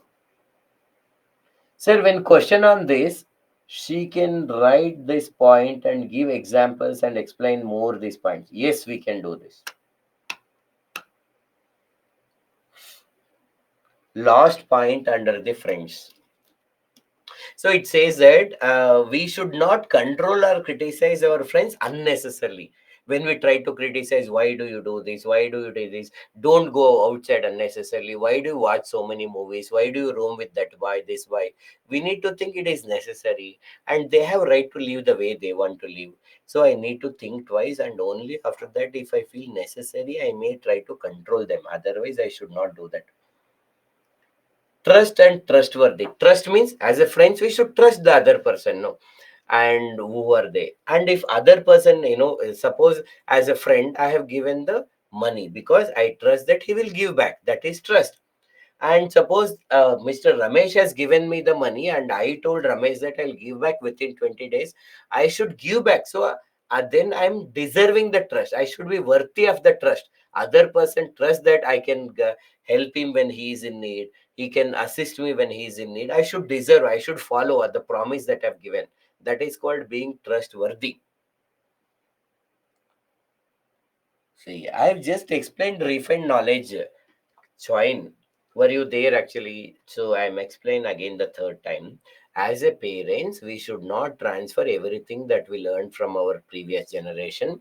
We need to filter and see whether it is relevant in the 21st century, and we should transfer only that is relevant in the 21st century. Sir, how to treat the children who do not listen to their parents? We may talk to them. We can tell the logic why they should not do something. We can consider counseling. After that, also, if they are doing, we can allow some mistakes to happen. Suppose very simple. Suppose in a cold time we are telling them to wear sweater, but they don't want to wear sweater. Let them actually not wear sweater and feel cold. Let them some minor negative consequences face. They will learn from it. Let them learn from the mistakes.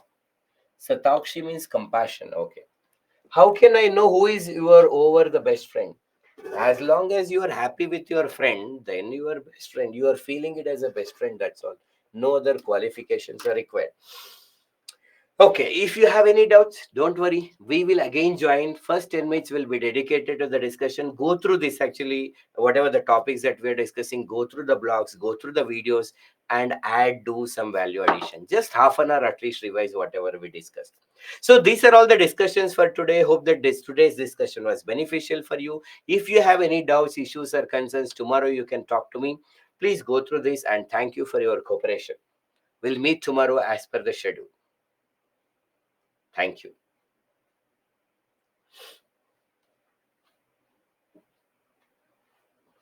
Thank you.